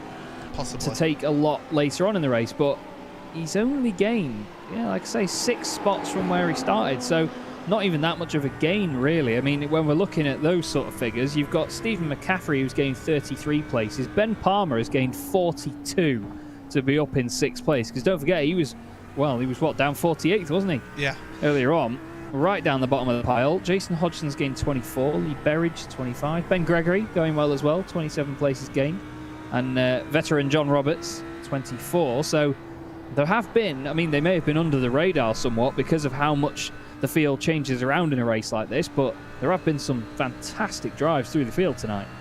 Certainly you can see those positions gained up on the left hand side of your screen as they come down through the dipper.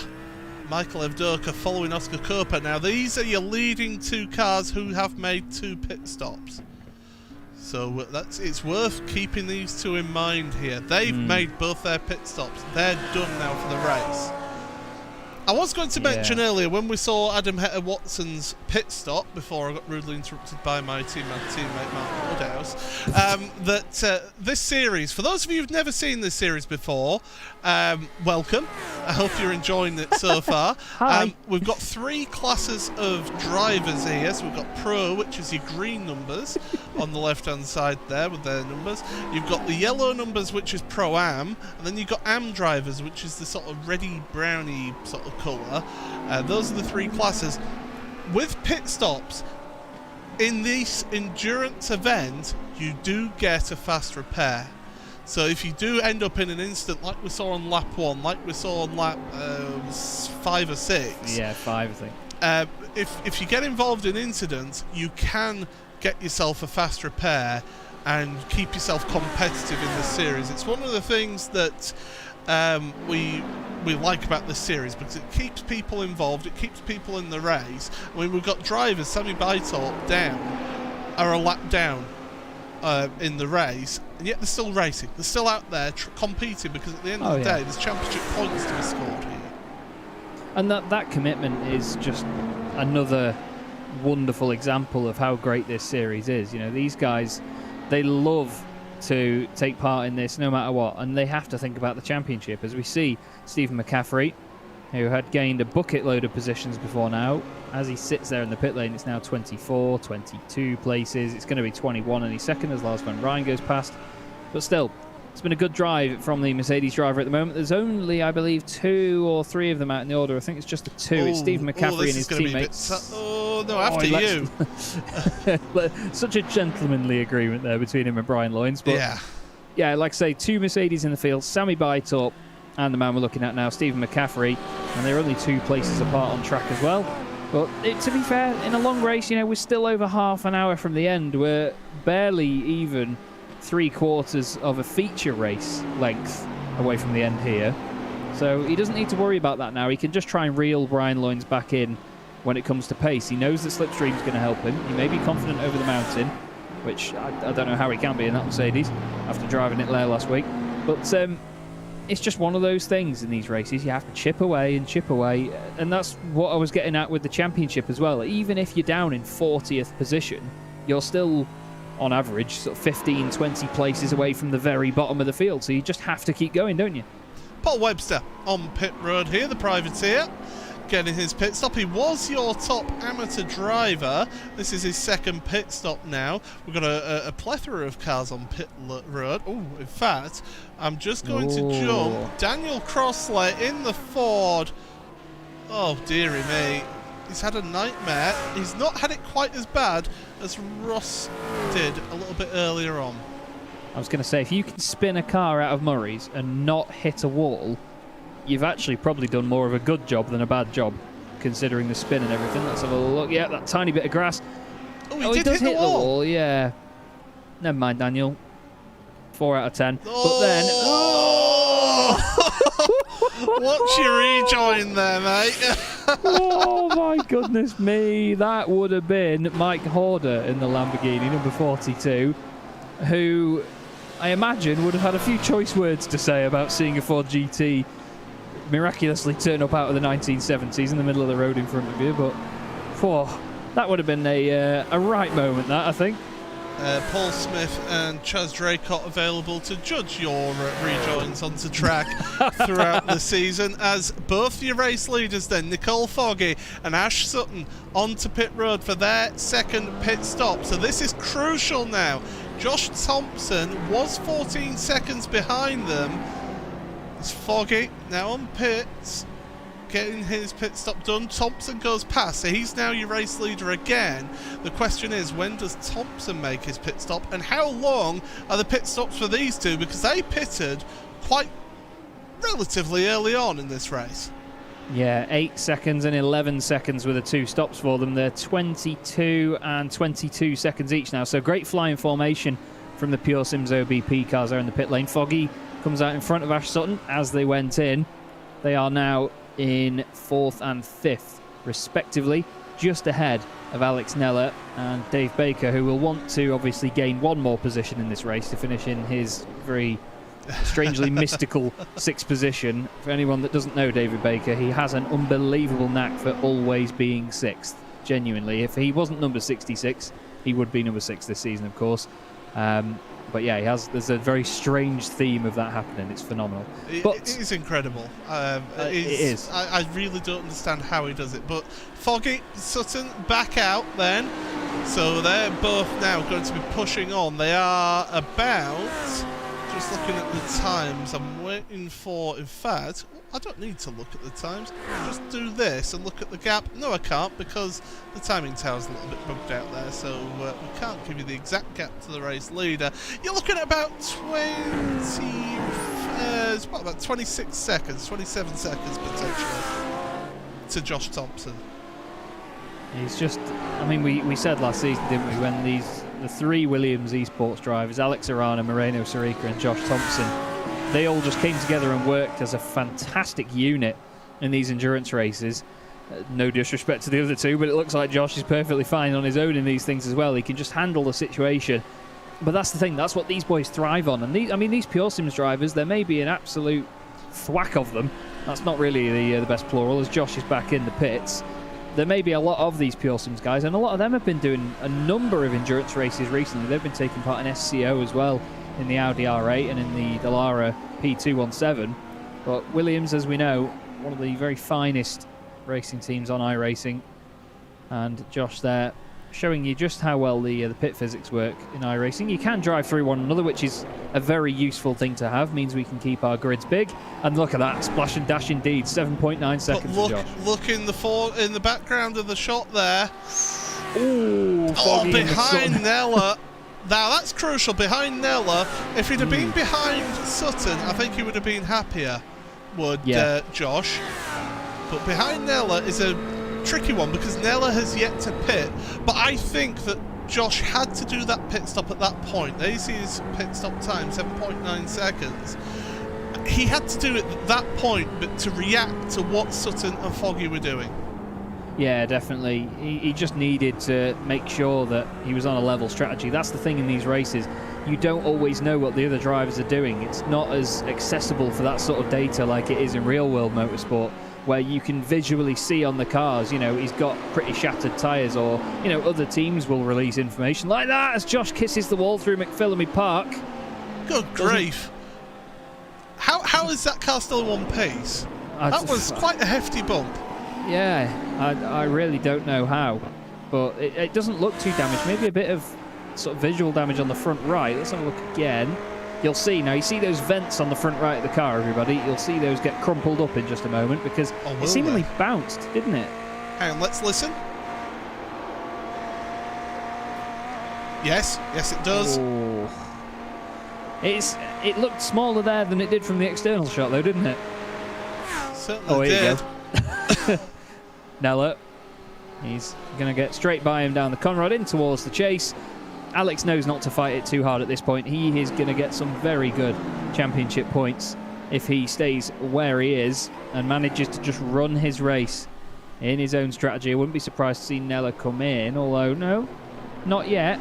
Although I say that, he pitted only 7 laps previous to Josh. Mark Fletcher pitted on lap 24, although, I've just seen David Baker's gone off the circuit.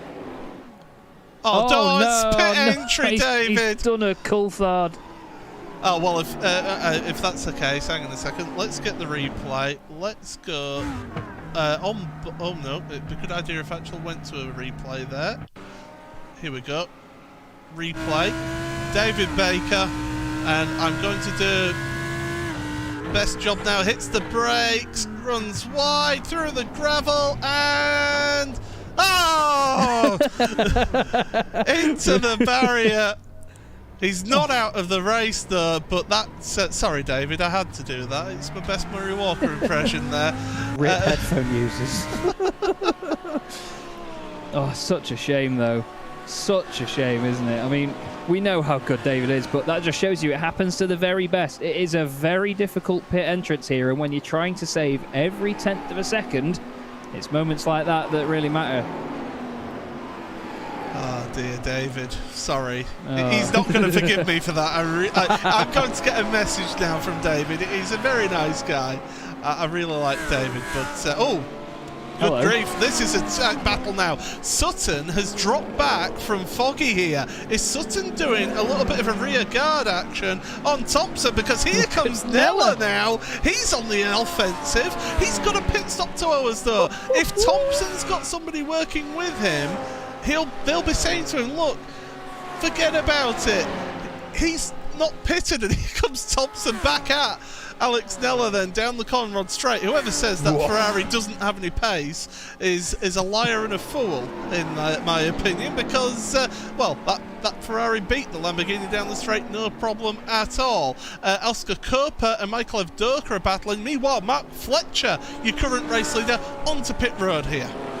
Yeah, Mark had to come in sometime soon. He was the driver that had pitted the most sort of early on in the race out of these top 10 drivers, so it was going to be a case of when, not if. And now Josh can focus again on getting after Ash. But look in the mirror, that pesky Lamborghini, much like Alex was pesky in that Ford last season for the Williams drivers, he's always there. And I must admit, Nella has been a star once again already, not just in this race, but in this championship. I'm intrigued to see what Josh can do, though. We know how committed he is over the top of the mountain in that Ferrari. The Audi is a bit of a piggy sometimes with its rearward brake bias. When you just tap it, it can over-rotate massively, and that's the thing. Rear-engine cars, obviously, all the weight at the back, so when they do get a bit floaty over some of the crests here, they have that horrible drone of a slow spin as they go around. Josh really getting close to the wall. Nella even closer. Through McPhillamy again. I love that shot there where the cars compress. Chuck to the left as hard as they can. Another kiss of the wall. Amazing stuff. Really on the limit here, but this is the thing. Josh now for Williams Esports chasing down double British touring car champion Ash Sutton in GT3 cars at Bathurst, Paul. It doesn't get much better than this. Yeah, of course. As we mentioned earlier, Josh Thompson, a World Championship driver. He's got the black stripe. He's a World Championship driver. He's got the license.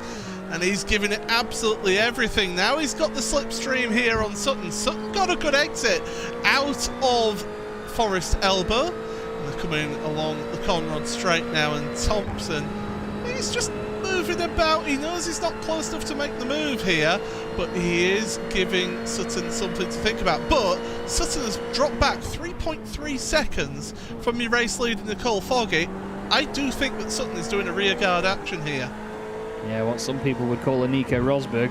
But he is definitely. I agree with you on that one, Paul. He has dropped back slightly. Maybe just to keep Josh Bralin. That's what did I say about the back end of that Audi flipping out? That's going to have woken him up. I can hear the noise that he made from here. But Josh now tucked right up behind him. This is where the pressure comes from Josh. Ash, again, fantastic defence. He knows what he's doing, this boy. Face it. Now, Josh is going to get quite a good slingshot from that, though. Ash got a really good run through the corner, yes, but at the same time, the further away that you start when you're in the slipstream, the better the slingshot becomes, the more you drive along. If you start slipstreaming from right behind somebody, you're just going to end up pushing them and you're not going to get much overspeed. Josh is right back with him through Quarry. Now, people say the Lamborghini Huracan looks angry. That Ferrari has always looked aggressive at the front. Still a wonderful looking car, in my opinion. Up into the cutting. Look how confident Josh is on the brakes. Look at that. Incredible stuff. They're almost equal on the exit. Through the right, we're going to go over the crest in a moment. Watch how quick and close they get to the wall here. You can see the different lines as well. Ash is taking a shallow one, isn't he? Josh is opening up the entrance to the corner to get a good run on exit. And this is the thing. You'll see a lot of this. If you make the line shallower on the way in, it's more of a defensive line. It sort of cuts off any chance of a dive bomb or people looking down the inside. If you're attacking, you want to take a wider entrance and make sure you get more speed out of the corner. You sacrifice a bit of turning speed to get a good run on the exit. And I think that's what Josh is going to do. Watch, he'll go all the way over to the left now. Never mind, he won't. Proves Chaz wrong. And look at that gap. Yes, as Paul has highlighted with his wonderful little pen, that gap is getting bigger the more these guys fight. Absolutely it is, and that's exactly what Nicole Foggy wants there.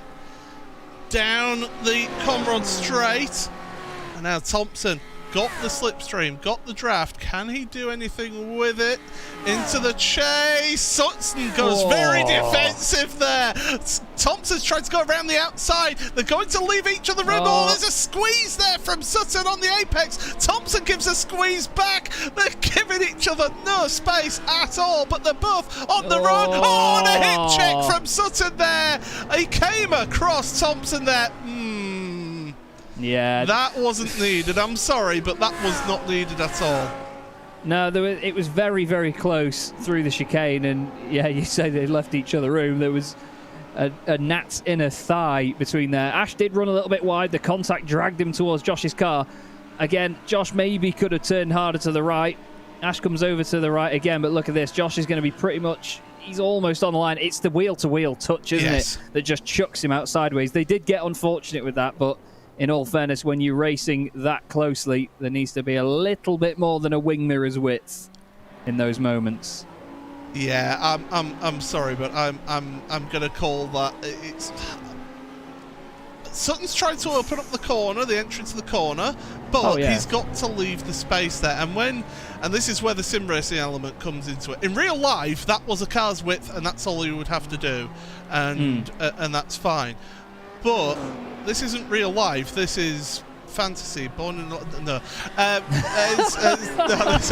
we won't go on to that. But no, but this is racing via the internet.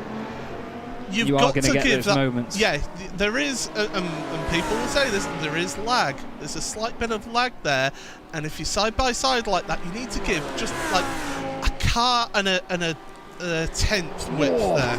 This is Matthew Bunn, by the way. We're looking at a replay of Bunn here. We're sticking on the replay because he has had an incident out there. I was going to say, if you want to leave space, you want to leave more than what Matt left that wall there through McPhillamy Park.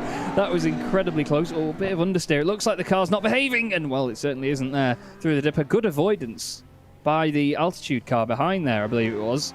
That's not where you want to be when you're facing up the hill, is it? Oh. I think he decided, you know what?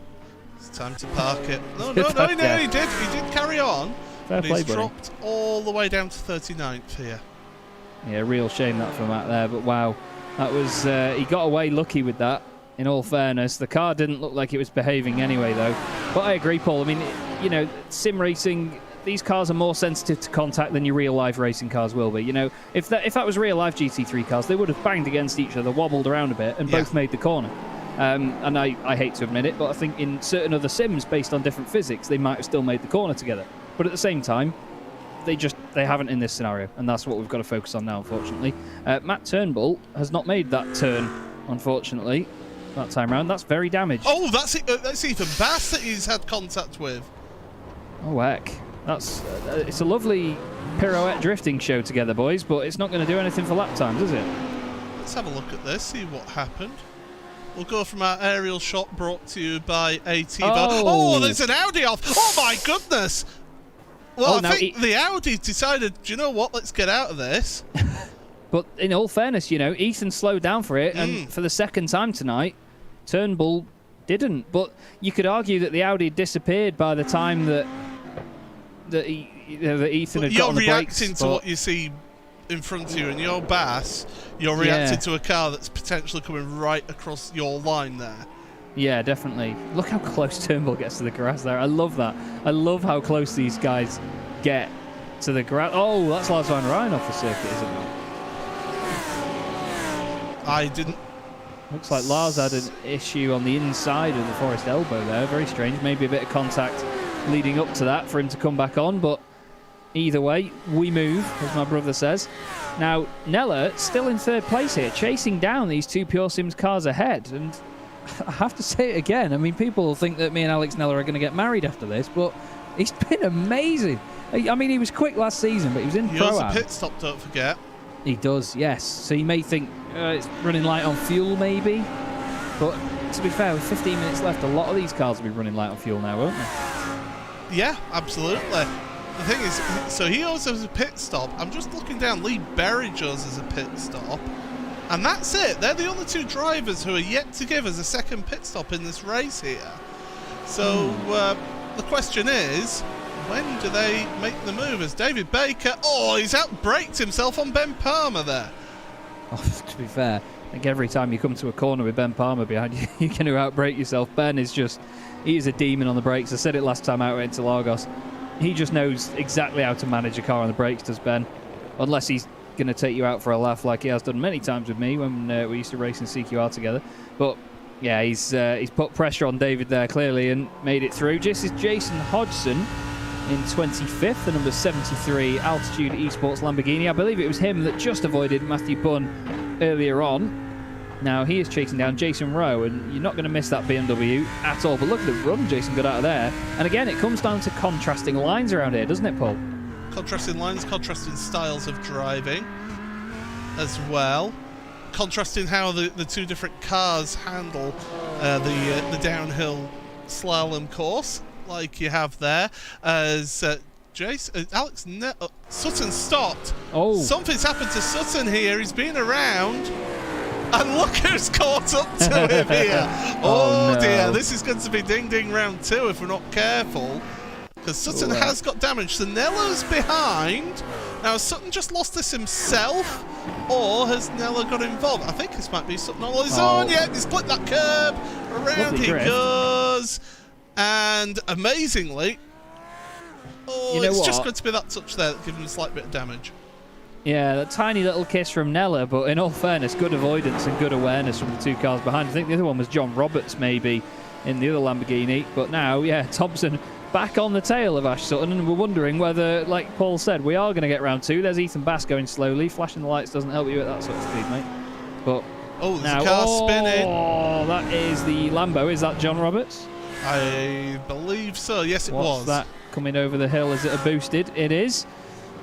And now, well, that is a monster coming over the hill, that BMW, isn't it? Let's face it. Thompson! Josh has had a hardware issue there, hands down. That car just stopped and he's gone. It flicked at the wall very strangely there, didn't it? Let's have a look. What on earth? We'll have a look again from our aerial shot here. So Thompson's... He's not made contact, has he? He has. And that's damaged the suspension. Yeah. That's it. That's out of the race. That's his race done. Oh, Josh. That's the thing, though. You know, this is racing. You have those moments where he committed to the corner. He got on the throttle expecting John to stay on. To be fair, the wall comes closer to the circuit there. Yep. John had no option other to get back on the track. And Josh he didn't want to compromise those tenths of a second. And in doing so, he's compromised his entire race. And that's such a shame. Done. He's out. It was a massive, massive drive from Josh, wasn't it, so far, even with the incident with Ash. But I think that set the tone, and it's gone downhill from there. Well, Palmer's Pine Baker again. Yes, he is. So Baker's managed to get ahead of... It was Baker who was always trying to get past Palmer, by the way, in that in that battle. So Baker's finally made it past into 9th place. He could have been so far further forward if he hadn't made that mistake on pit entry, but there you go. So we're just having a look down your order, just seeing who's involved. So this is the battle between Baker, Palmer and Horder. Further down, there's an interesting train of cars here, headed by Matt Woodhouse. You've got Adam Hedgecock, Andrew Archer, and Morgan Butler at the back of this lot. And here we go, it's Hedgecock versus Archer into turn 1. Morgan Butcher using a car that's been never raced or rallied, one careful owner, at the back of these two as well. And you've got your race leader, Nicole Foggy, catching up to them. So, I mean, Foggy's got a bit of a comfortable gap now. He's got 8.3 seconds. So, this is intriguing to see because Morgan, that car's seen better days. Woodhouse has been able to pull away now from Hedgecock, and Hedgecock is under pressure from Archer, who's under pressure from Butler. Indeed, as well. There you go. Morgan says thank you very much down the inside at the cutting. A little bit of over-rotation mid-corner, gets away with it. And now Archer is out of the way for Foggy, so thank you very much, Morgan, says Nicole. Another strong bit of driving there from Morgan, to be fair. But like you say, that Audi very second-hand at the moment. Looks like it just needs to go in a museum and have a rest. But he's going to be chasing down Adam Hedgecock, who we all have... I'm pretty sure everybody's raced against Adam Hedgecock at some point. He's an absolute start. And he's going to be hoping, of course, and this is Nicole Foggy, hoping that Morgan Butler will open that door for him as well, make lap traffic even easier. But in terms of the AMs, it is still Webster that leads them. He is currently in 16th place. Michael Blake second in the AMs.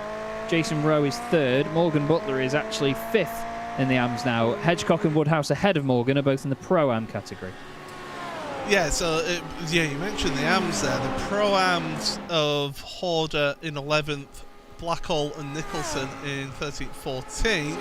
There goes your race leader down the inside of Hedgecock, and that allows Butler to try and make the move. Whoa. Thought Morgan was going to run wide into his rear arch there. Sorry, that was a bit of a moment. There's Archer. Oh, well. It's great to see the... don't clip that curb. That is one curb that you do not clip around this track. Now, it's worth pointing out that Foggy has got a 13.5-second lead over Ash Sutton, who is net second place, because Alex Nellis still has yet to come down pit road. We've got under 10 minutes remaining in this race. So this has been a tremendous, exciting race. Once the racing got started, after we've got all the shenanigans out of the way, I think then we're seeing a really good one. Oh, Andy Shield and Paul Webster side by side down the Conrod straight. This is going to be a change of position. BMW, look at the size of that BMW versus the McLaren there. It is huge. The McLaren is like a little baby in comparison. It's got such a baby face about it. It's a beautiful car. However, I just think amongst the other current GT3 cars, it doesn't look like a race car as much. It's not got the aggressive arches. It's not got the DRLs. It's just, yeah, it looks like the road car with a wing on it in comparison to its road car counterpart a lot of the time. But still, Shield, one of the only McLarens out there, the highest placed McLaren in the field at the moment. I think he is the only McLaren, actually, yes. Usually, I think, don't we have... Carl Moore, but he's not there. Moore, yeah. He's in the McLaren as well this season. It's another seldom seen machine, but that Lexus BMW, just in front of him. Paul Webster is now your highest placed AM. Now look at this, Avdoka chasing down Mr. Sutton, his teammate, or stablemate, of course. Michael Avdoka in Pure Sims Esports, Ash Sutton in Pure Sims OBP. Tell me the difference, I'll give you a fiver. But still, the pair of them, you know, 3 of their cars in the top 5. It's going to be another strong evening for Pure Sims. Certainly is. By the way, the difference here is that you got some blue on this section here. You really want that fiver? You Yorkshireman. Sutton in front, who will actually... Oh, contact! Sutton's off! He's up and over! Michael, what have you done? Well, he says, I saw what you did to Josh. Watch this. Wow. Amazingly, it's landed on its feet. Alex Neller pits, by the way. Probably out of laughter, if anything. What? I mean, Paul will tell you, I've literally got my hands on my head right now. I can't believe what I've just seen. It's a replay. Oh, that's going to take some explaining. Oh, you don't hit your team boss, out of all people. Don't hit your teammate. He's flashing his lights. Oh, it's like something sort of backed off the throttle. And Avdoka as well hit the wall. They've just cost themselves massive amount of points there by having that incident. Avdoka's carried on in this race. We'll have one more look at this. Matt Christie asking if Josh paid him. That's massive. That is a huge crash. I mean, credit to Jesse Jones, who went off trying to avoid it all as well. My goodness. What on earth is happening in this race? I'm wondering whether Avdoka had some sort of brake failure, because it didn't look like the car slowed down at all.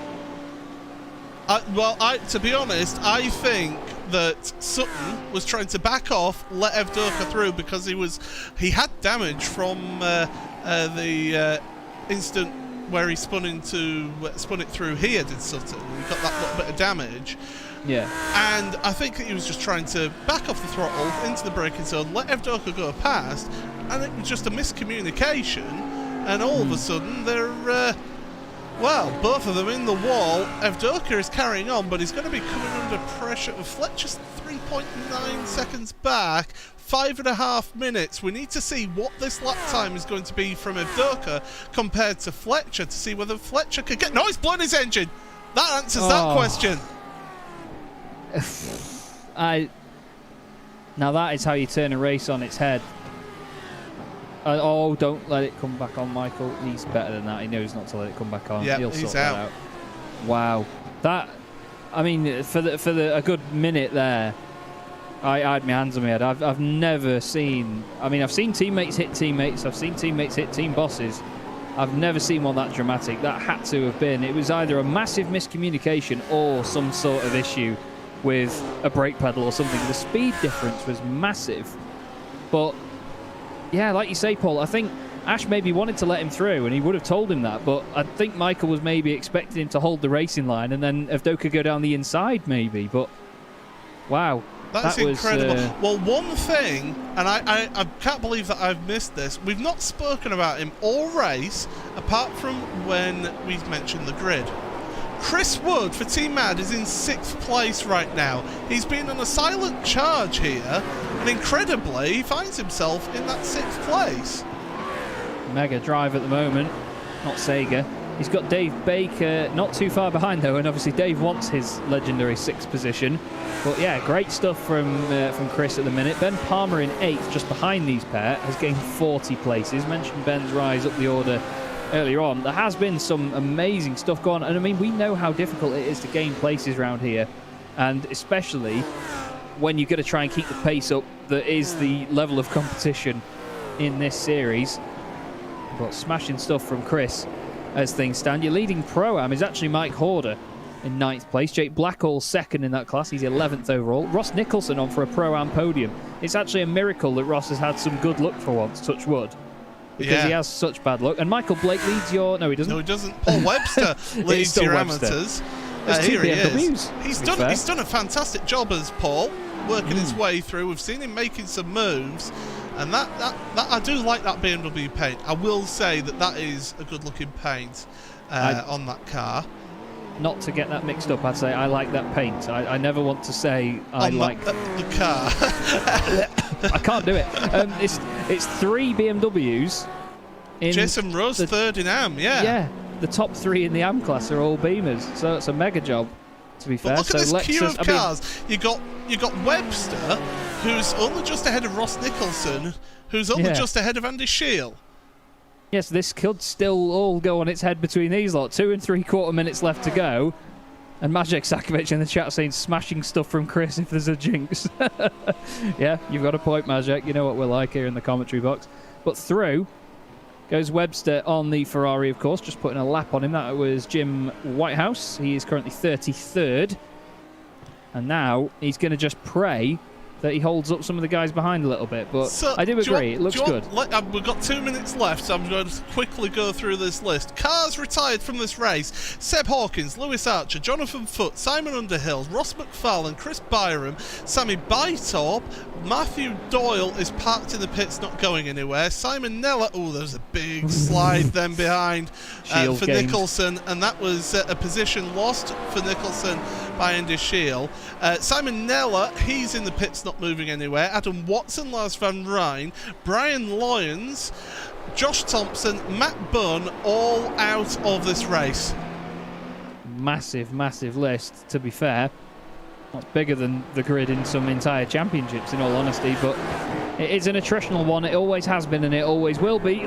Shield nearly becomes part of that list there into the cutting. He's got Nicholson right up behind him now. Turbocharged V8 versus naturally aspirated V10. Here we are on board with said V10, the Lamborghini Huracan GT3 Evo. That steering wheel does definitely divide a crowd, I can tell you that. I think it looks fantastic. Other people think it looks hideous.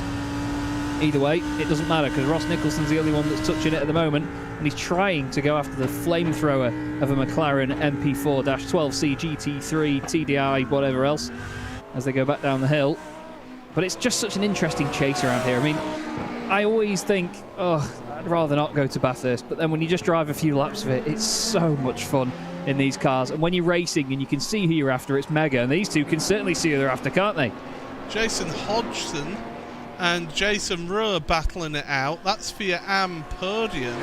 Both of them fighting it out for the final step of the podium in the AMs. And don't forget, we've not mentioned it all race, you have got the Endurance Cup to take into account as well.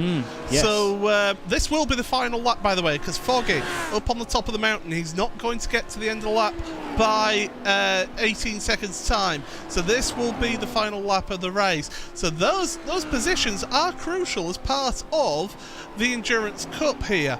So definitely you want to finish on the podium because it will give you a good starting shot for the rest of the endurance races. But Foggy, I mean, he's had an eventful race, let's just say that. But he's kept himself in and around with your race leaders early on. And it's just, he worked with Ash Sutton for the majority of the time. Sutton seemed to then hold up. Oh, Jason Rose stopped. Oh, no.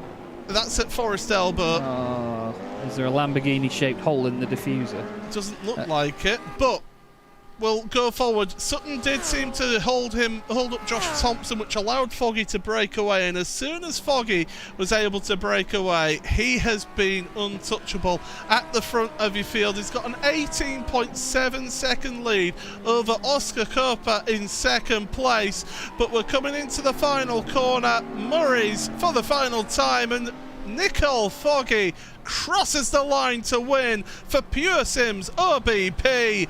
What a drive from the Scotsman. Foggy, sensational.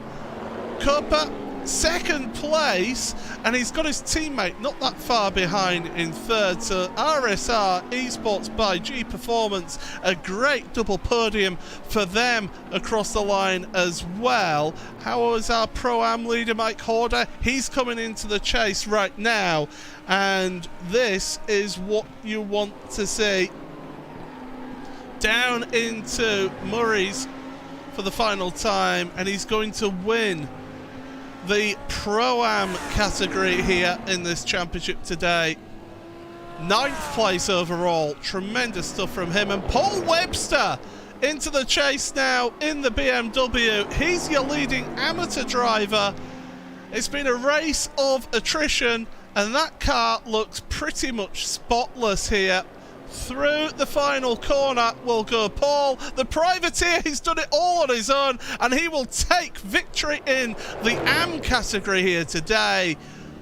Tremendous stuff from this race. My goodness, Chaz, we've got a lot to talk about after this one. Oh, we have indeed. I wouldn't like to be in the stewards' room either. They're going to have a good old chat. But yeah, Paul Webster, mega stuff. And don't forget, as Paul mentioned before, everybody, based on the results alone, obviously pending other bonus and penalty points here and there, your Pro winner, Foggy, your Pro-Am winner, Mike Horder, and Paul Webster in the AM category will all be on the same points. They'll all be level, so they will all have the opportunity to win this overall. We see your own Kaiser coming round the final corner here in the BMW. He was gaining on Steve McAfee. That's why we actually looked at him. I think Matt Turnbull just ran out of fuel at the right point there. He literally crossed the line. Well, I was going to say, that bull won't turn over anymore, will it? I'll see you in a bit. Last car out there on track, by the way. Daniel Crossley is 2 laps down, but he is the last car running out there yet to finish, so we'll keep an eye on him with his slightly remodelled Ford, must be said. But yeah, a lot to talk about. But Nicole Foggy, he did everything right out there, didn't he? Oh, he just did. It's such a Nicole Foggy performance. It actually makes me feel sick. Nicole just has this consistency and this level of concentration that I've not seen many other drivers, other than the very top level drivers in the World Championships. I couldn't see many people manage that. It's been absolutely awesome. And once he got out front, he was just on that level. Like you say, he was running with his teammate, with Ash Sutton, for a long time. He had quick drivers closing in on him as well, and he just doesn't let it get to him. And he just goes and takes every little tenth that he can here and there consistently and ran away with it. It was a fantastic performance. I mean, the likes of Oscar Copa and Jesse Jones, 2 RSR cars on the podium in that, they were very under the radar as well. You could blame it on the matte black paint, but they certainly did a smash him on there. Same with Mark Fletcher. Alex Neller, what a star he was as well. And it's the RSR centipede, everybody, as they climb up through the cutting. But, there were some real standouts there. You have to give a shout to Ben Palmer as well. 40 places gained in a race like this. That is unbelievable. And Lee Berridge, 35 places gained. Stephen McCaffrey in the Mercedes, 32. Same with Jason Hodgson. It's awesome. Mega race. Really enjoyed that. Well, once we got that race up underway, it was a tremendous one and one that was thoroughly enjoyable. But it was Nicole Foggy who wins this one for Pure Sims OBP by 19.1 seconds across the line. Oscar Copa and Jesse Jones giving it an RSR Esports by G Performance 2-3. Matt Fletcher only just missing out on the podium in 4th place for Altitude Esports ahead of the Boosted Jericho car of Alex Nella, the first of your Lamborghinis. The first BMW, Chris Wood, tremendous stuff from Team Mad to finish in 6th place ahead of David Baker in 7th, that Pure Sims Freem car. Ben Palmer for Pure Sims LBP was in and around Baker pretty much all race once they got together.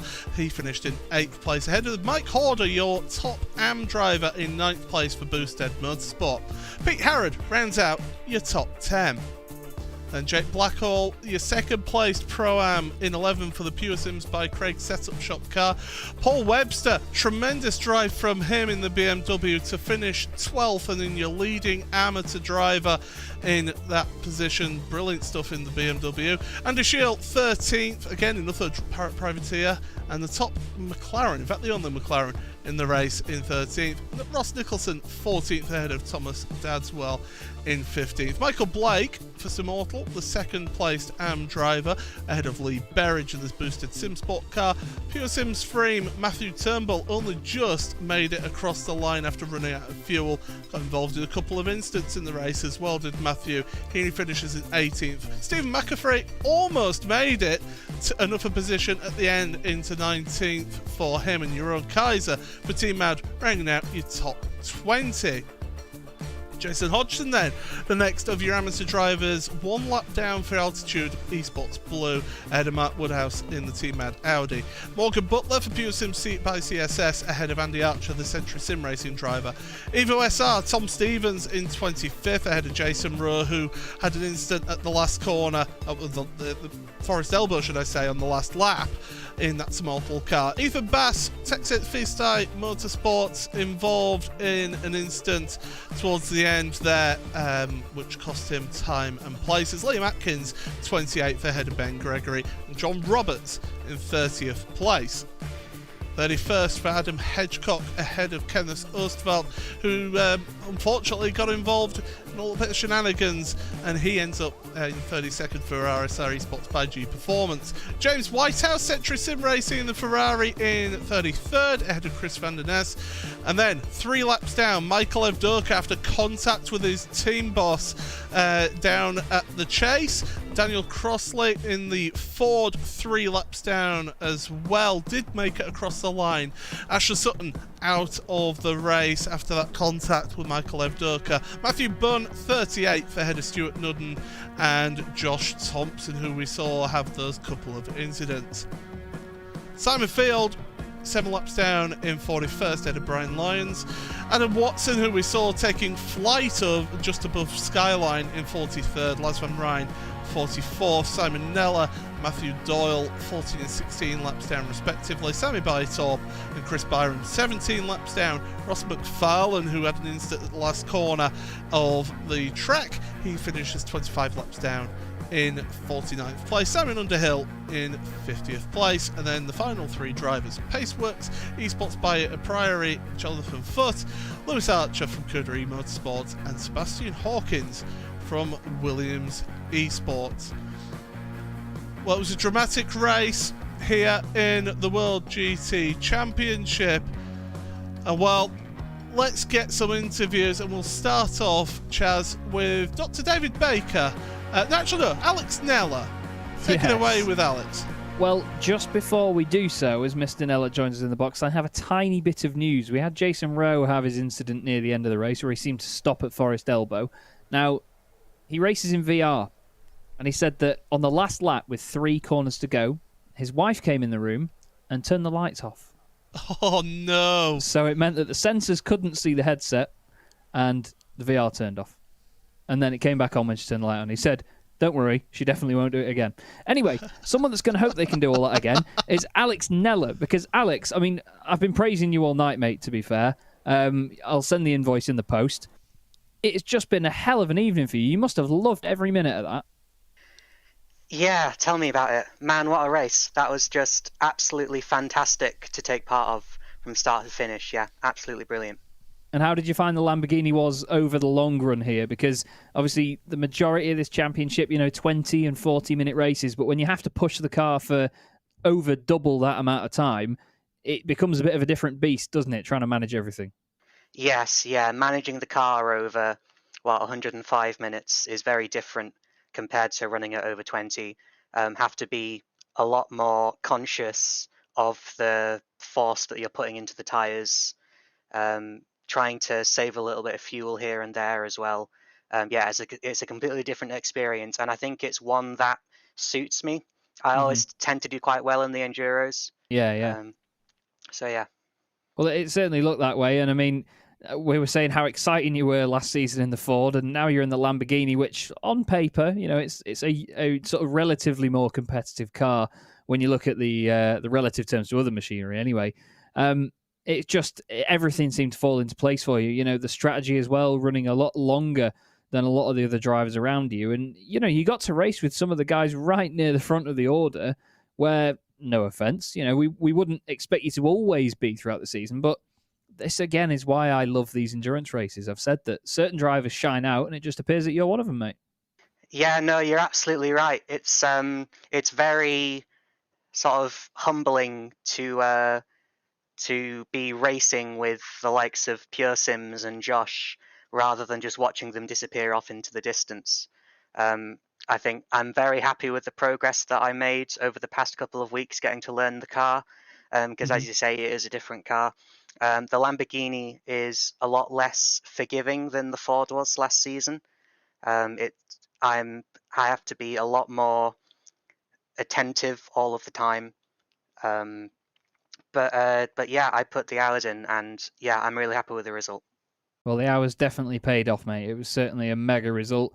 Good championship points for you as well, of course, and in the Endurance Cup, which we look forward to seeing how that unfolds this season. Before we let you go tonight, is there anybody you would like to give a shout out to? I'd just like to give a shout out to, well, all of the boosted guys, particularly Mike Horder, who helped me with a bit of the setup work. There was a last minute setup change on sort of his recommendation that I think I certainly wouldn't have been where I am if that hadn't been done. So a big shout out to him, and you two for what I'm sure is a broadcast that I will have lots of fun watching back later tonight. You will indeed. Like I say, mate, invoice will be in the post. But Alex Nellett, well done, mate, and we'll see you at Watkins. See you later, guys. Fantastic lad, Alex Nellett. Really, really good to speak to, and someone that I'm very pleased to have the pleasure of speaking to again, although we are going to discuss something that'll be a little bit of a touchy subject. Did you see my pit entry? We did, and Paul even did his best Murray Walker impression about a David Coulthard replica. Oh, I was hoping you'd miss it. Well, in your defence, David, it's a very tricky pit entrance here. Everybody's trying to save every tenth. Away from that, how did you find the race overall? Really enjoyed it. As Paul knows, I absolutely love this track. I'm just ashamed I couldn't come away with a P6 or higher in the end. I think that was on the cards. Alex drove a fantastic race. I was sat behind him for so much of it. And yeah, I just messing with my sort of fuel and everything to make sure I didn't take anything at that last stop, and then just drove it in a little bit too hot and threw away a couple of seconds, gave those positions to Alex and Woody for them to come home as top BMW and top Lambo. So yeah, no, really good. I'm glad to have survived. It was great fun. And you were so close to that legendary sixth place that we always see you in as well. Paul and I had to break out story time a little bit with that one and explain to everybody, just in case they hadn't seen you finishing sixth before, as most of us have. But did you tell the story of Paul winning at Bathurst as well? We haven't actually. Oh well, Paul's one here as well, just to get that in on story time. I did not know that. We'll have to discuss that at length after. He says twice in the chat. He's just posted it in the chat. Bless him. But overall, David, I mean, it's great to see you back in the series. How have you found getting back into the rhythm? Been a bit tricky, to be honest. As you know, I've not driven these cars in a long time, and the pace of the grid has moved on substantially since I was last in this championship. Yeah. Unfortunately, I was a little bit under the weather at the start of the year. I got something that shall not be named. So first meeting, I was not feeling tip top, but I'm glad to say I'm in good health now. So good to finally come away with a top 10 sort of position. Yeah, I'm pleased. I had obviously chances earlier on in the season, third, race 3 and stuff like that, when reverse grids come into it. Whereas here, I was able to do it on pace, albeit 38 seconds back from Nickel, who absolutely dominated it by the looks of it. I know there were some shenanigans up front, but it sounds like they had a good race, and to have that lead over people is astounding. I think shenanigans is a very safe way of putting it. It was very entertaining indeed, though, mate. And like I said, it is great to see you back in it, and good to hear you doing well now after obviously the thing that shall not be named. Yeah, but, thank you very much, Chaz. Not a problem, mate. It's good to speak to you again. And of course, Watkins in 2 weeks' time. How do you feel about going there? It's a track that's got some good history in the World GT Championship. Yeah, again, as a track, it demands a lot from the drivers. We're going to have to make quite a few setup compromises, I think, with the Lambo. I mean, you already sort of saw it today. We didn't have the straight line speed of cars like the Audi and the Ferrari in particular. So going to a track like Watkins again, like we're going to have to take the aero off, and that makes the car dicey. So we'll just do the best we can. Flamboyant. Not like an Italian car at all, eh? Oh, no, not at all. Well, mega stuff again, though, Dave. Good to see you get the result. And obviously, you know the question. Is there anybody you'd like to give a shout-out to before you go? Got to thank you guys for putting on the broadcasts. Everybody at Freem who are letting me run their car and not be sort of too upset when I've put it in the wall and stuff like that. So, yeah, just everybody who organises the championship and the drivers for taking part. And, you know the drill. Awesome stuff, Dave. Great to speak to you, mate. We'll see you at Watkins. Yeah, take care. Cheers. Good mate of ours there, Dave Baker. He's been around a long time indeed. And someone else that hadn't been around a long time before he won his first World GT Championship and double champion, who's back once again. I'm very happy to say we have Nickel Foggy in the booth. Nickel, it's been forever, mate. And again, I'm talking to you when you've won a race. Hello. Yeah, it has been a while, hasn't it? Yeah, I took like 6 months off. I've been having back problems, so I hadn't been doing that much. But I'm getting back into it now, so it's good to be back. Good speaking to you. I was going to say the back problems will probably continue if you carry in the team like you have done tonight, to be honest. But I said it before and I'll say it again. It was a very Nickel Foggy-esque performance tonight. Once you got that sniff of being at the front, you were just gone with it. What was going on in your mind? Were you focused on what was going on behind you, or did you just look forward and push ahead? Still getting a bit used to the car, so I was still, I was pushing, but slightly cautious because it's Bathurst and it's the Audi and it's scary. Oh yeah. But Ash was behind me, and I don't know exactly what happened with him and Josh, but you couldn't ask for a better back gunner, rear gunner anyway. So I was a bit more, comfortable knowing he was behind, because I knew how fast Josh was in the Ferrari. So, and then he got taken out, so it was okay to the end, but. It was just good that we managed to jump him in the pits. That worked really well. Yeah, indeed. That was it was probably one of the main swinging points of the race, really, because rather than Josh be the driver that was sort of checking his mirrors every so often, maybe looking at the relative, he was then on the back foot and having to attack. And, it really did turn into a bit of a role reversal. A very controversial question to ask so early on in the championship. Do you think you can go for number 3? Number a third win. Title. Oh, third title. Yeah, I didn't know what you're talking about. Maybe. I mean, I'm still getting to grips with this Audi, but I'm having fun anyway, and it's gone well so far. We'll see what happens. The endurances are pretty tough. Like the tires got a lot more slidey than the old tire model. So still kind of, I'm used to it in other cars like the V8, and the LMP2 is not so bad, but it's just the way the traction control and the ABS comes in these cars. In the new tire model, that's pretty difficult getting your sort of muscles used to. So we'll see how much I get used to that over the course of the season anyway. But it's been fun so far. So as long as it's fun, I'll keep pushing. I'll look forward to seeing how the season goes for you, mate. And before we let you go, is there anybody you would like to give a thanks to on the stream? You guys, of course, and I think it's Pure Sims and OBP. So first interview for Pure Sims. So I think it's just those two. Love it, mate. Well, great to speak to you again, Nickel. Well done on the win. That was a beautiful performance tonight, and we shall see you in 2 weeks' time at Watkins. Thanks very much, man. Good speaking to you. I'll see you soon. And you, mate. Cheers. Awesome stuff. Always good to speak to Nickel Foggy. Like I said, he turned up from Forza Motorsport, and he'd been on iRacing. I think it was only a few months before he went and won the World GT Championship in his first season. So it just shows you the talent level there. And we keep the talent level in this commentary box very high indeed, and bring in Josh Thompson to have a chat. Josh, now I know that tonight didn't end up being the race that you wanted, but the pace looked fantastic early on. It looked like you really had it hooked up, mate. Yeah, to say this is probably the one time we had the Ferrari singing for most of the season, and probably the rest of the season. It was good to try and capitalise on it, obviously. I think I did everything right. Pole was pretty much a perfect lap on my own with no toe. Just it all felt really nice, and it was like a repeat of last time we came here with the BMW. Just got into that rhythm, head down. I think the first stint I did every lap was a 2:02.3 pretty much every lap. I think besides one. Yeah. Just pumping the lap in every lap. So yeah, the car felt really good, really strong. Even not taking tyres at the time was a smart idea. I think I regret it now a bit, but the car still felt good once I got used to having a bit of a worn set of tyre. And what was it like when, obviously, I've just said to Nickel there, one of the main swinging points of the race was when Nickel and Ash got past you during the pit stops. Were you expecting them to get through? Did you have that all sort of calculated in your head, or did that come as a bit of a surprise? I overfilled by 2 laps, but the time they gained because they could do the stop under the safety car, at the time I couldn't do it, whereas they could. Yeah. For some reason, I don't know why. So they basically, instead of it being a 20-second stop, they gained an extra 10 seconds. And I was saying this to previous to people, because there was a crash, the field was spread out when they came in. So a lot of people already had to come in anyway for damage in that stop, apparently. Oh, right, so they didn't they only came out 10 seconds behind me after taking an extra stop. So that's why I was pushing like mad in that first stint.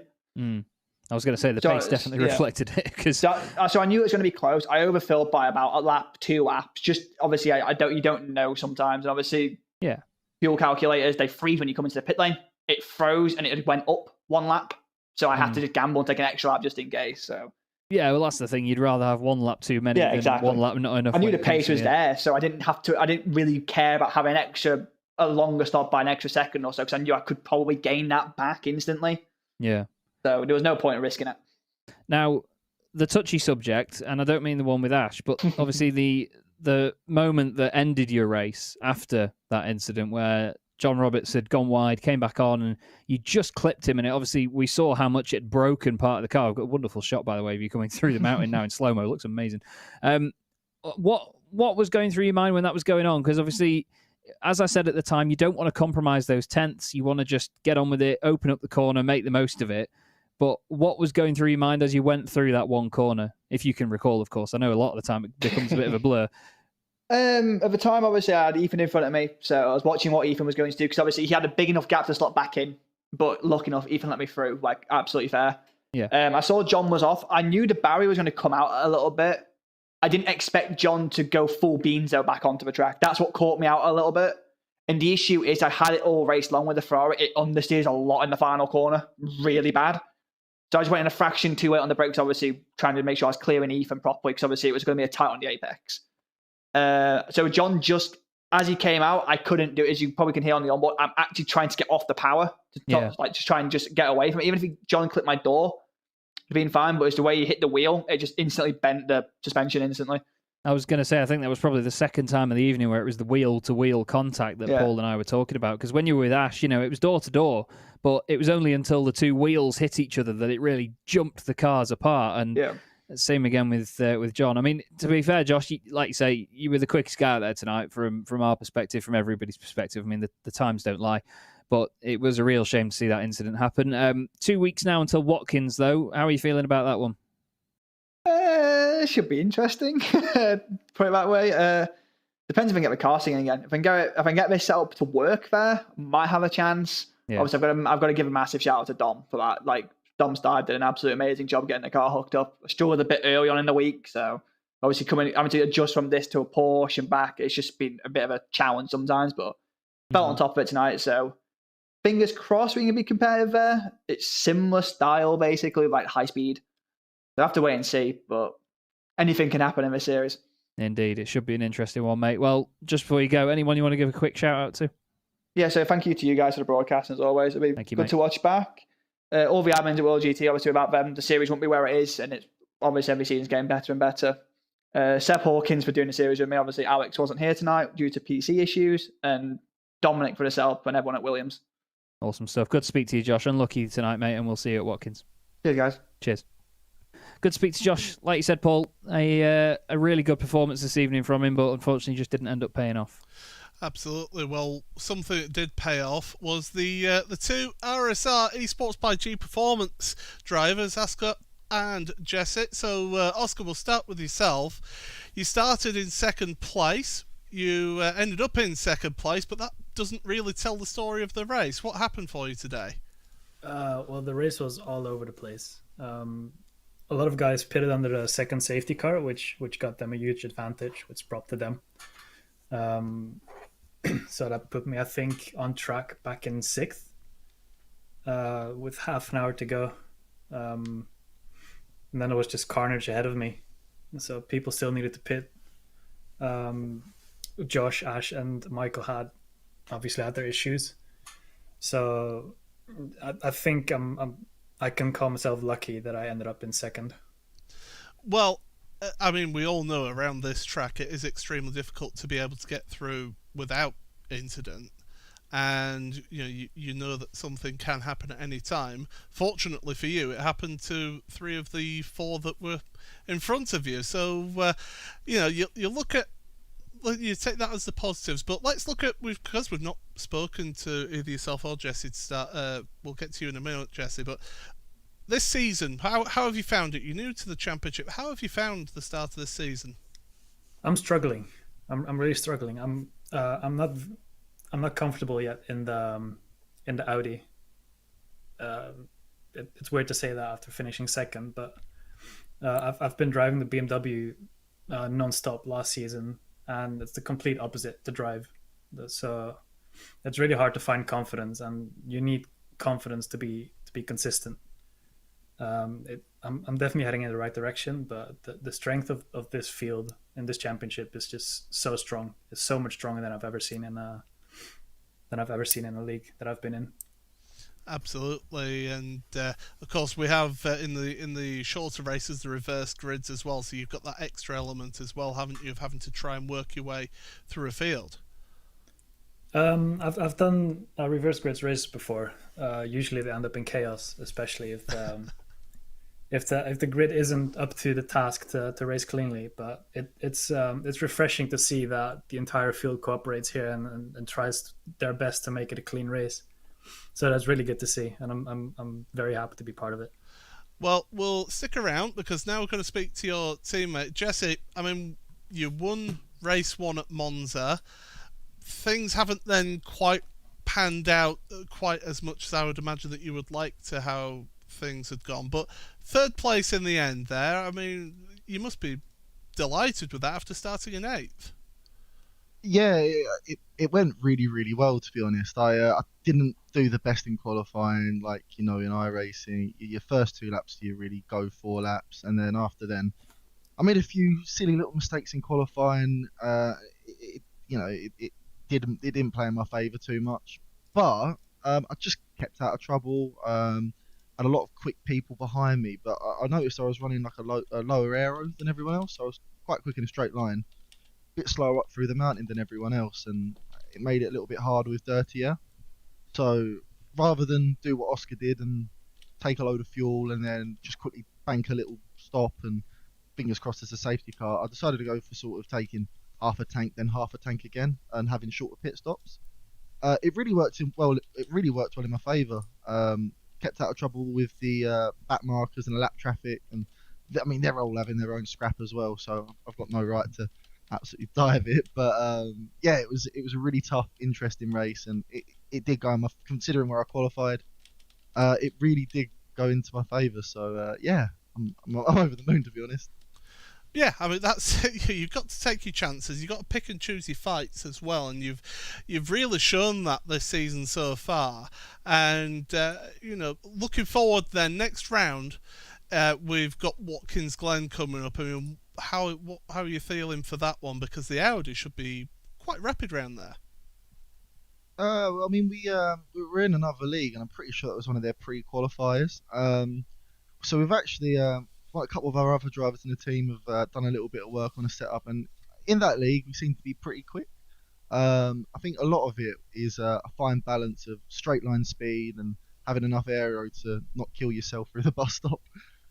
So, I mean, the strength of field is so close. We're talking like 2 tenths off, and you've lost 8 or 9 positions. It's ridiculous. I'm pretty sure at Interlagos as well, the top 30 were within nearly a second of each other.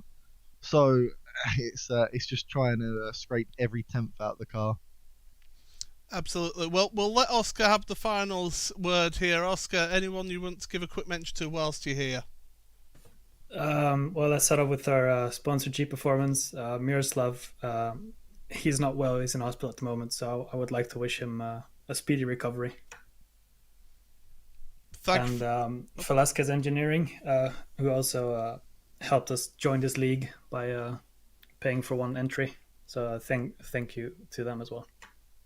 Well, thank you very much. You've been a great addition to the championship, and all the best for after a nice week off. All the best for Watkins Glen. Thank you very much. Have a good one. Thanks for having us. Cheers, gents.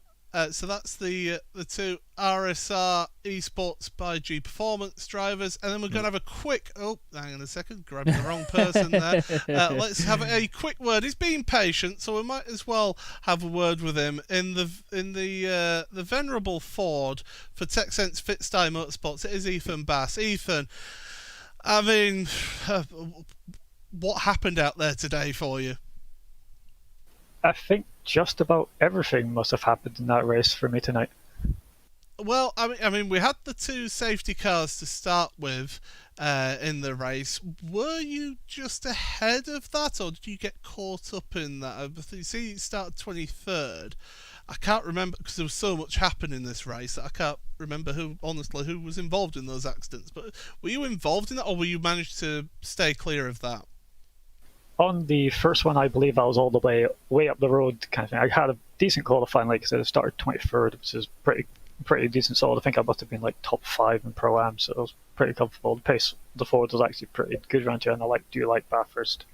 But yeah, the first one, I had no idea what happened until Ben Cox told me that something happened behind me at the cutting, so that safety car one was perfectly fine. It was the second one where I heard the spotter told me it was like slow car ahead as I came through Old Oak Tree, and then I saw him backing off, and then I come over the crest, and there's just complete carnage. I somehow miraculously escape and make it through, even though I'm trying to my best to be super careful and not hit anybody.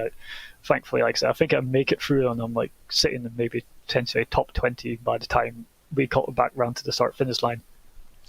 And then, you know, the rest of the race, then you've ended up in 27th.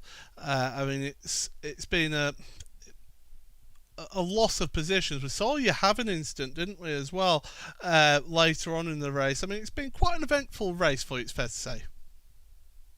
I think eventful is definitely the correct word about it. Unfortunately, I got collected as we came into Skyline with a car off the road, and then the person behind me, unfortunately, just making a slight error in judgment and tagging the back of me, and unfortunately we lost out a lot of positions. I had to take it back to pit lane and get a fast repair to get the car back to finish the race. Still finished in the top 30, so I'm okay with that, even though it could have been so much better. Absolutely. Well, Ethan, we'll let you get off, but any quick mention here whilst you're in the box?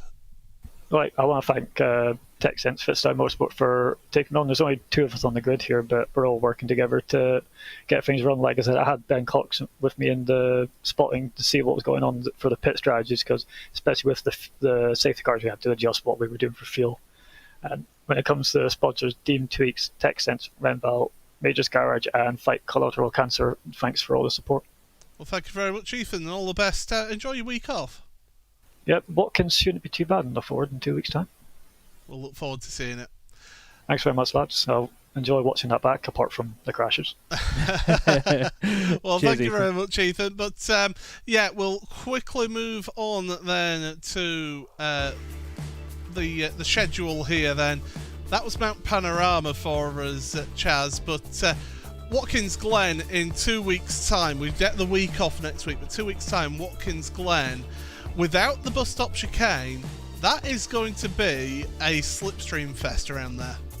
It really will, and this is going to divide a lot of opinions, but I prefer it without the bus stop. You know, It's a long straight down to a long hairpin. The bus stop asks for trouble, and as much as that's not the main point of having it there, you know, it does create some great overtaking manoeuvres. With a field this big, it'll just be another festival of yellows, I think, if we had that bus stop in there. Not any sort of poor reflection on the drivers or anything like that. It's just how it is. And in all fairness, I think, like you say, Slipstream Fest is definitely what we can expect. We can expect the Audis to go well. We can expect a lot of them to spin. There's a lot of long sweeping corners with really quite aggressive camber, especially when you're coming back up the toe of the boot, as people call it. As you go up there, it's very bumpy as the surface changes, and then as it gets to the crest, it suddenly flattens. And that Audi, with the rear engine and the way that it's just so light over the rear in terms of its downforce, there's going to be a lot of people going around there mid-corner as well when they're adjusting their lines. It's going to be a very, very interesting evening, I think. But then we get on to Long Beach a week later. Can't wait for that. Yeah, we're getting the yellow flags ready for that one. Yes. But, just final thoughts, Chaz, on today, because that was, I think it's fair to say, a crazy race. It was a cracker. Fair play. Some of the standards, some of the awareness, things early on, it was a little bit scrappy. But it's Bathurst, and it brings that out in people. It brings out the best in some drivers that can really cope with these endurance formats, the drivers that have a very reserved driving style, not to drive near the wall and push the car too hard. But that was just an absolute corker. One for the ages, I think, in the World GT Championship. That really enjoyed that. Did you? Oh, absolutely. It was a thrill a minute, and it was a case of, it was like a horror story at one point where you didn't want to look, but you were watching anyway. Yeah. That's what I thought. It was a tremendous race, and congratulations to the 3 different winners: Nicole Foggy in Pro, Mike Horder in Pro-Am, and Paul Webster. What a drive in that BMW to finish in 12th place overall in the AM class. Tremendous effort from Paul. So, well done to those. Those 3, pending any bonus points and any protests and anything, will be the leaders in the Endurance Cup as well, because of course it goes by the position in your class for that. So we'll explain more of that next time we're in an endurance race, because we'll actually have some points tables to show you. So make sure you join us 2 weeks time then for Watkins Glen here on RaceSpotTV. Of course, make sure you subscribe, follow us on all the social media as well, and it's just worth just quickly saying thank you very much to everyone at RaceSpotTV, Hugo Louis, you've also got Arjuna Kankapati as well for creating the spinning wheel, which we didn't use this week. Also, 8 Evo products from Apgeneer, absolutely superb products, great for them to bring us our new graphics overlay, so thank you to them. Istvan Bala, trackcams22.com for the track cams and some of the onboards brought by Tyler Maxon from RaceSpotTV. I've been Paul Smith, he's been Chaz Dracop, and from everybody here at RaceSpotTV, it's goodbye.